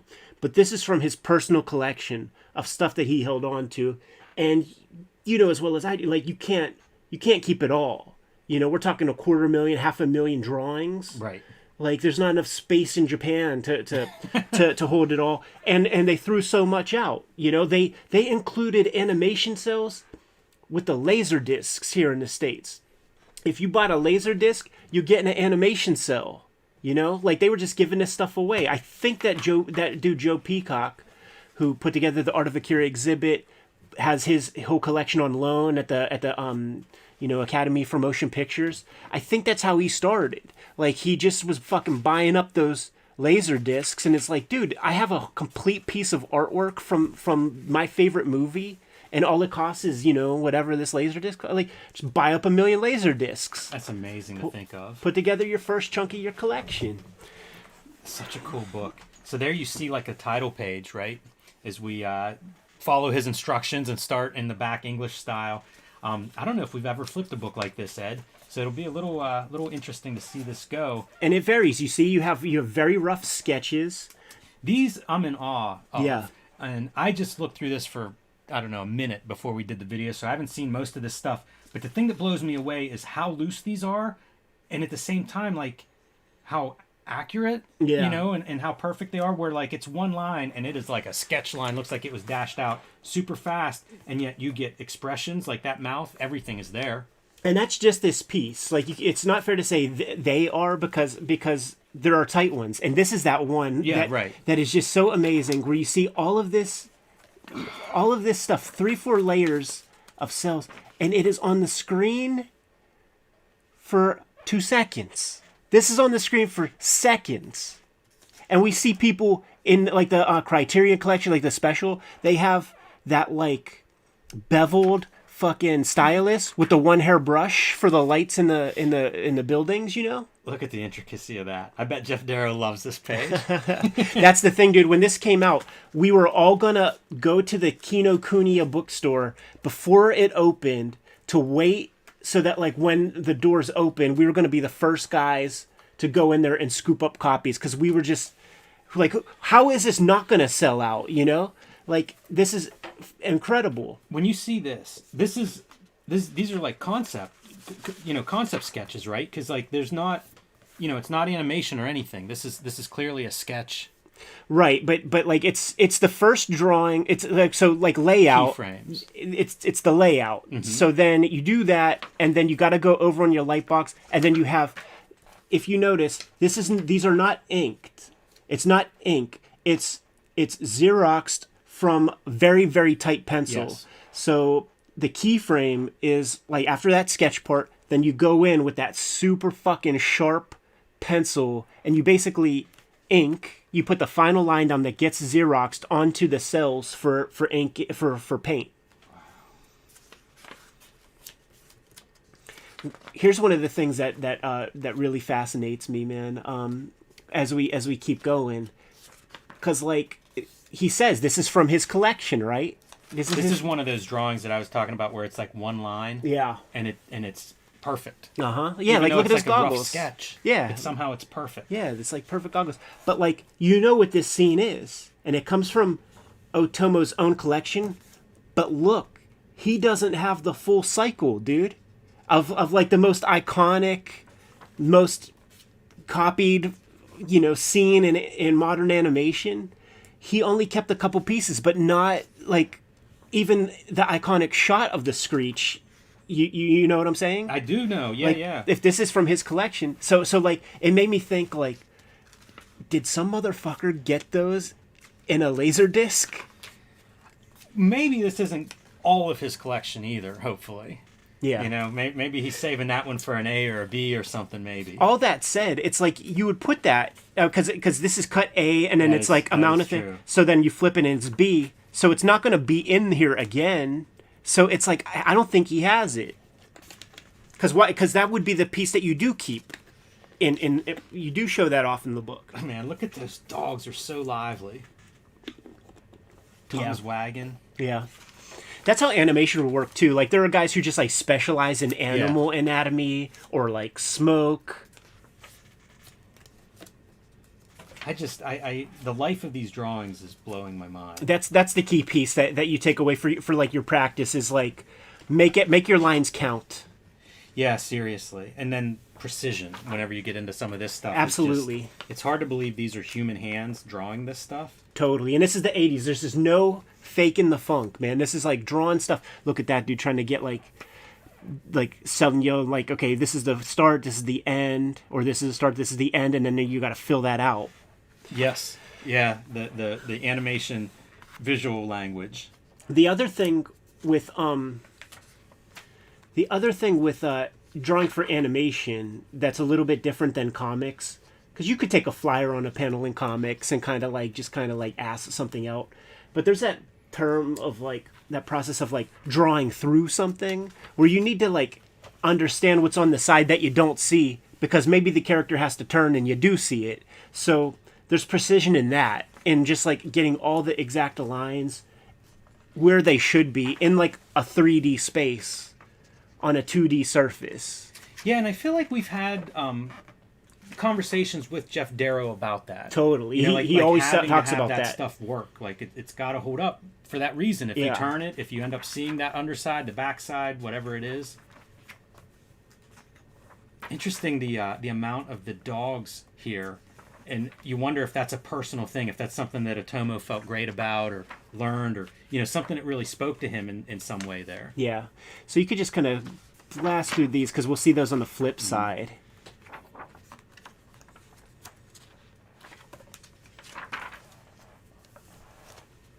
And some of this stuff is like scenes, so like, oh yeah, this is real cool. It would be like a pan shot.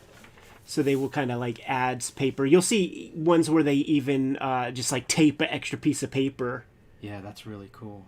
Again, that precise line, like these, it's neat to go from like the sketches and the roughs and then get to see like the more detailed version. Look at that 1-point perspective. And by the way, like that's a rough, even though it's hyper detailed. Yeah. But I guess you've got to have that level of detail if you're going to have a scene that's that complex. Amazing. That looks like your high contrast, like a photocopy. Yeah. It's interesting how these pencil lines translate. Learned a lot about the how important the photocopier was in animation in the past. Whenever we did that Alex Toth, how to animate. Yeah. That's great, dude. Look at that. There's some bike stuff coming up. Yeah. Man. All right, Jimmy. All right.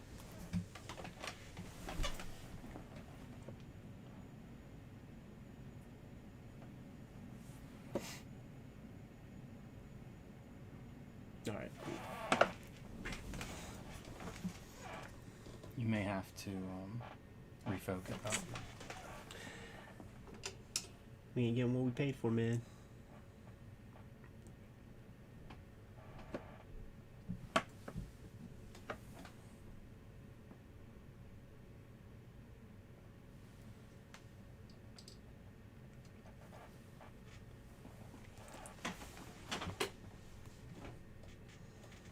Refocus those. Yeah.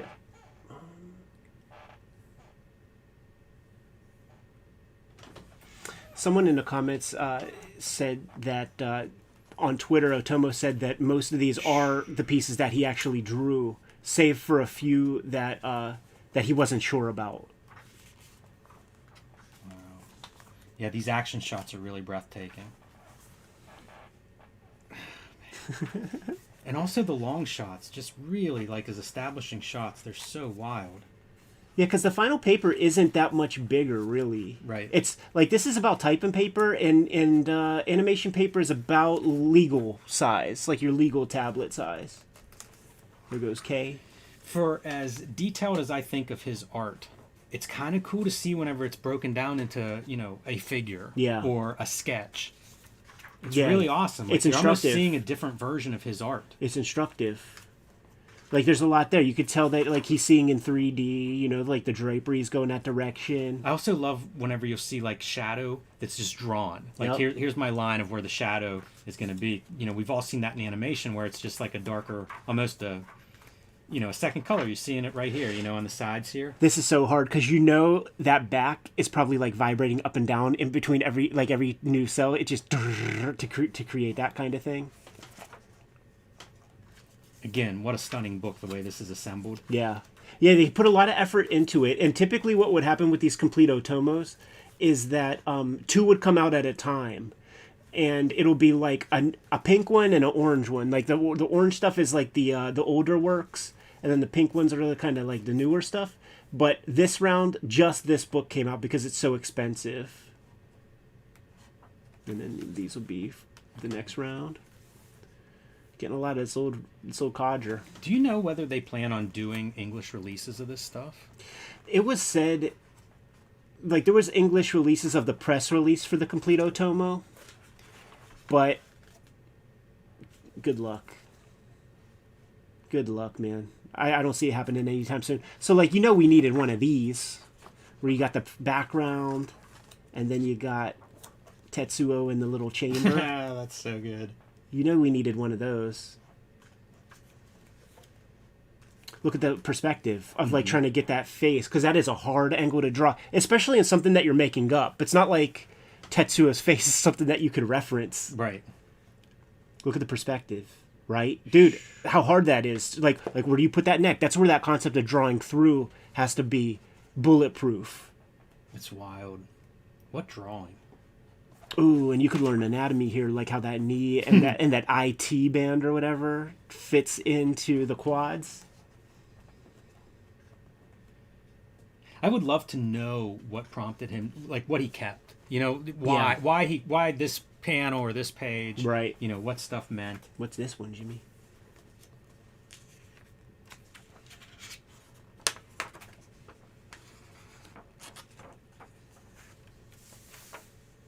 Must be a pan. Yeah. You see the tape and stuff? This is another one where, like, as detailed as this is, that's your rough. Right, yeah. Let's just show it off to the people a little better. Yes. We'll do the animation scan. Follow the animation scan Right, on our right. video. The paper feels so rich. Yeah, probably not far different than the stuff they drew on. Yeah, I would assume. Interesting to see, like, doing folds and close and stuff. Yeah. At this kind of a simplified sketch style, and yet still you see the wrinkles and folds seem to be pretty good. Very believable. So much acting. And then you got your promo pieces. I love these kinds of shots where it's just like a, you know, it's just the, I don't know, the backgrounds and stuff. Right. I'm a big fan of that stuff. I've seen some zines like that. I think animators I know who have maybe kept their background drawings, you know, and reproduce them in a little zine. Right. Against the NDA probably, but I love seeing that. There was some. This is neat. I love this. Again, those cycle. colors just marking your shadows. Yep. You know, because, like, what is that even? It wasn't a complete... That's not your final drawing. No. But it's so detailed and tight. I guess it's moving towards it, you know?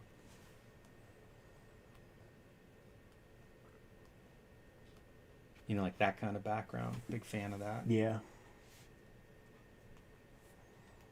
So much acting. Like, that's a whole skill to get these, like, drawings to... Because, like, drawing the human figure in animation is probably the toughest kind of character to draw. Right. You know, you hear Bruce Timm talk about how, like, you know what, man, Alex Toth, his designs ain't really that good for animation.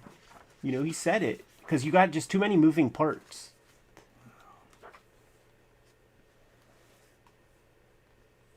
There's another one of those one-pointers. Just marvelous drawing. I wonder what the yellow paper, it's probably just something, could have been anything. Yeah. You know, like arbitrary, that's what they ended up with, a stack of that. He explains, like, there's a purpose for the book, but it's just not clear when you use Google Translate. Got it. I love all the bike drawings, too. This is so sweet. Dude, was that cityscape freehand? Yeah. Yeah, it is, like, eyeball perspective. Wow. Just showing off, right, Jimmy? Yeah, that's why I kept Look that at that one. little run. That's hard. Great. Hard as fuck. Oh, dude. We all know that sequence. There it is. Oh, man, it's cool to see the sketches, and then you get to see, like, the animation cell version of it. Yeah. Wow, so much energy in there. Boom. That's great. Catch and wreck. I like those pieces, too, you know, where it's a face. Like, the only piece of that must have been the face moving, or that was the most important part. Right. There's something about seeing these drawings in that kind of state that really, I find... I don't know, it's not what I'm used to. Right. But, Jimmy, that's not all. Start going through some of that, man. More of that freehand backgrounds. There's your acting. Yeah. And see, that would be a final thing that would turn into a cell. Yeah? Yeah. I think so. When you start getting the colors, man, like you're getting there. Because I have that Tetsuo joint that's about at that level. I can't even tell, you know, well, this one is clearly like a sketch. Yeah. But so much of the stuff, especially like the smaller figures, you know, they're so tight. You know, like something like that. It's so tight. Yeah, but when you get that, of course.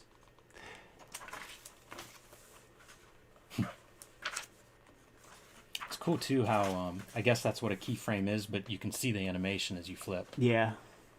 Several of these that have, like, the sequences. Yeah, there's a lot of sequences, but it's just hard to flip. Like, just the conceit that had to be done to get this book to happen. It's just not as flippable as I think Otomo would have liked, probably.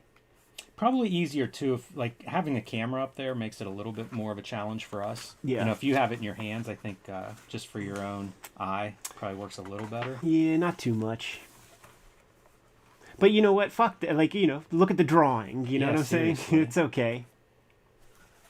Really like that. Yeah. It just feels like all like that classic comics kind of composition. Stuff we'd see in Action Comics here. Right. Wow. A crowd It's a running. lot of bodies, man. What's harder than a running figure? A lot of, 20 of them. Or running at you. Believe me, running sideways much easier than running towards you. Yes, sir. Jeez. It's those hips, man. You got to figure out how hips work. Low proportions. Maybe the K is K. Yeah. You know, whenever you're doing something like this, too, that's kind of a relatively mundane, I just admire it whenever you can nail that and make it look beautiful. Yeah, You know, like pots even and this. pans. Fuck yeah, man. Fuck yeah. All that shit. I'm glad that he includes a bunch of that stuff, too. There's a nice variety of material here. You say there's another volume like this coming? 2 more. Man, whenever they go precise and do, like, finished drawings, it shocks me. I've seen some of the Disney stuff like that, too, and it's the same deal where it's the finest line, and it's just this perfect, whether it's a straight line, an arm, an arc, and I don't know how you do it with one line. Right. We're going to get a good sell with her in a second. There's just that hold where it's just the lips talking. You know, like with these, I wonder about color. Are there color codes? You know, like you're drawing with some color pencils on these. So beautiful. I really like production art.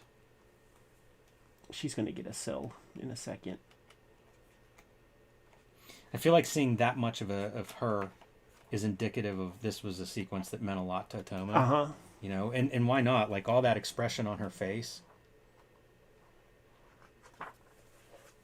And these are like non-repro pencils, man, because they just don't show up in this stage, you know? And look at that, dude. Like, the pillow up front is its own animation because there's going to be tension as she moves her head, so that has to animate. Yeah, in that color, in the color sketches, you would see those highlights or whatever kind of spelled out and the tension around them. Yep. Wow. So cool. What a book. How does this exist? Yeah, it's just for the history of animation, like this is just an important book to have, man.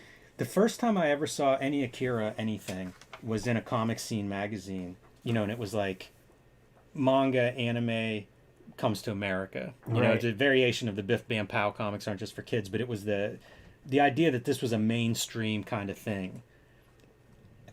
Oh, I don't think they had any idea how the impact that it was really going to have. Yeah. Like the fact that a book like this is still being just sought after, decades later. That would have been in the late 80s whenever I saw that. Oh man, these are dark. I don't know how well they'll show up on screen, but they look amazing. He actually said even in the context stuff at the beginning that like these printed a little dark for his taste. Because I think there's like a light shining through like when they record it for animation. Look at that. It's like a Murakami piece, right? I don't even remember that. Yeah.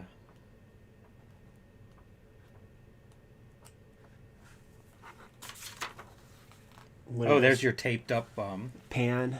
Had to tape a piece of paper for that pan. Yeah. It's so cool. And then I wonder how that works when it comes to the acetate stage. Tape 2 acetates? Like, do we see the tape? I have no idea. But I am so in love with these kind of fine pencil lines. Yeah. How much does this make you think of Frank Whiteley? Yeah. Like thinking about how precise he's gotten with his pencil. Yeah, man. And like this kind of shit. Akira means a lot to him too. Yeah. Because we asked, like, he actually answered that question that we had looking through one of his books, and he like, and we interviewed him, he was like, yeah, you asked if I use like a 0.03 millimeter. He's like, no, I don't. I just use one weight, blah, blah, blah. What a cool book. What is that, like a dead I'm going dog? to have to dig out. If I have the comic scene that has that article, I'm going to have to dig it out because I'm kind of curious to see, like, what are they saying about this in, like, 88, 89?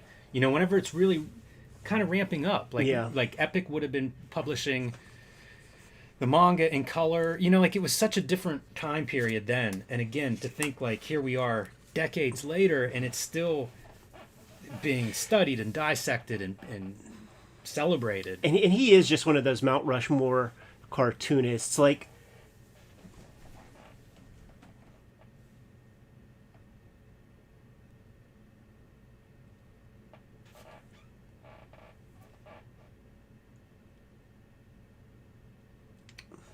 yeah,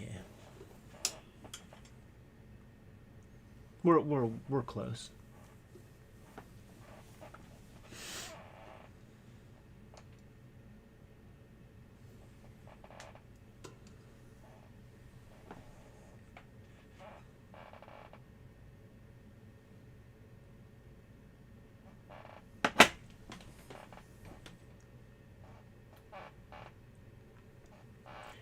Spending that time out there in Tokyo with Jeff Darrow and hearing his stories about, like, Otomo.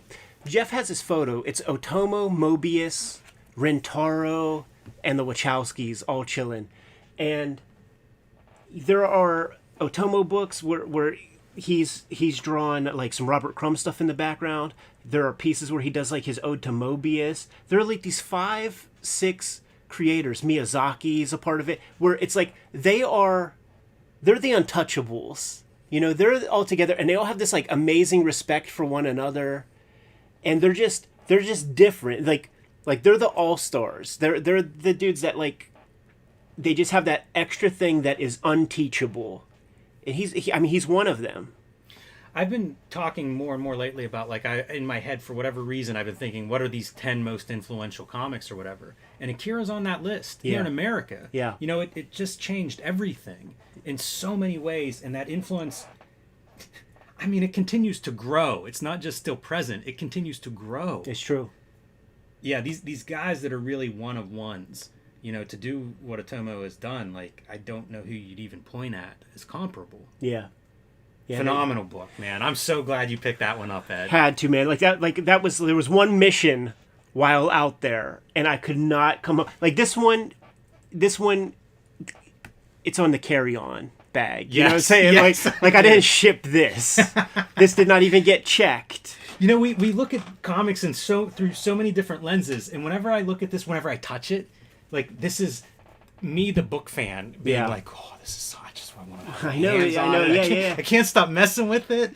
It comes in this plastic bag. Really impressive. And everybody always recommends keep it in the plastic bag because this is like some weird plasticky kind of cover like what do you call that, man? Like a book cover. Mm-hmm. And it just gets damaged real easy, man. So, like, as fans of books, that's a good one. But I feel like, pretty soon we're going to have to maybe do something like that on the channel. Yes. Yeah, man. We have an embarrassing... Foreshadowing, right? Previewing. Subscribe to Cartoonist Kayfabe if you haven't already, because we've got some good ones coming up. We pulled a heist on Japan and mined so many natural resources out of that country, man, that we have episodes for days that we have to create, man, for the Cartoonist Kayfabe channel, dude. That was the whole point, dude. It was a work vacation, man. I was on that hunt every single day, and I had key people on that hunt with me to point me in directions, and we came back with some really, really great stuff. But this was the one. It had to ride shotgun with me all the way across the marble back to Pittsburgh. Good to go? I am, yeah, man. A lot of inspiration right there. All right, guys. Like, follow, subscribe to the YouTube channel. Hit the bell. We'll notify you when new vids are available. Jimmy, tell the people what's out there, man.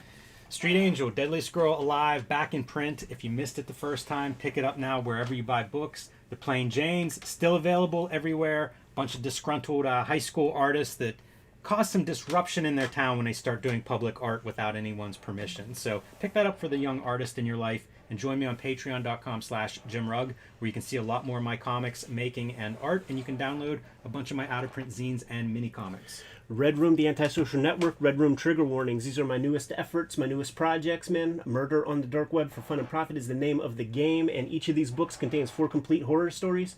Working on the next round right now. And I am serializing those comics on my Patreon. Hit up my link tree. You're going to be able to get to all those destinations. Jimmy, tell the people what else we have out there, man. Subscribe to the Cartoonist Kayfabe newsletter at the links below this video. You can also find Cartoonist Kayfabe t-shirts, merchandise, mugs, perfect gifts for the Cartoonist Kayfaber in your life at our spread shop. Those links are also below this video. Another great way to support the Cartoonist Kayfabe channel. Give them those marching orders, Jimmy. We'll be on our way. Read more manga. All you guys out in the chat room, give Jim Rugg a big round of applause because homeboy just got back to Pittsburgh. Little jet lag in a couple of this episode. The man can't be feeling good, can't be cogent, but he did it for you guys. Not feeling good, feeling great. This stuff is amazing though, man. I'm so glad to see some of this. And yeah, everybody out in the chat room, thanks for watching. Thanks for supporting us for years. And Merry Christmas, Happy Holidays. Whatever your celebration is, I wish you all the best. I'm very thankful for everyone, so I hope you guys are enjoying your time this time of year. I'm saying give Jimmy your thanks, goddammit. Like your travel was no different than mine, and I had a good 5-10 days, man, ahead of you to get my bearings. Can't be easy, Jimmy, man. I'm super proud to have you back. I'm super thankful that we're like back in our comfortable digs. And we can fucking get back to business. Thank you guys for watching our channel this past month because we were dipping into our back stock. We were dipping into our archives to bring you guys fresh videos every single day. And we're gonna keep that energy up, man. We got a lot of plans for 2023. Yes, we do. And let's go fucking edit these videos so that we can start putting out some fresh shit, dude. Hell yeah. Cool, man. All right. Merry Christmas, everybody.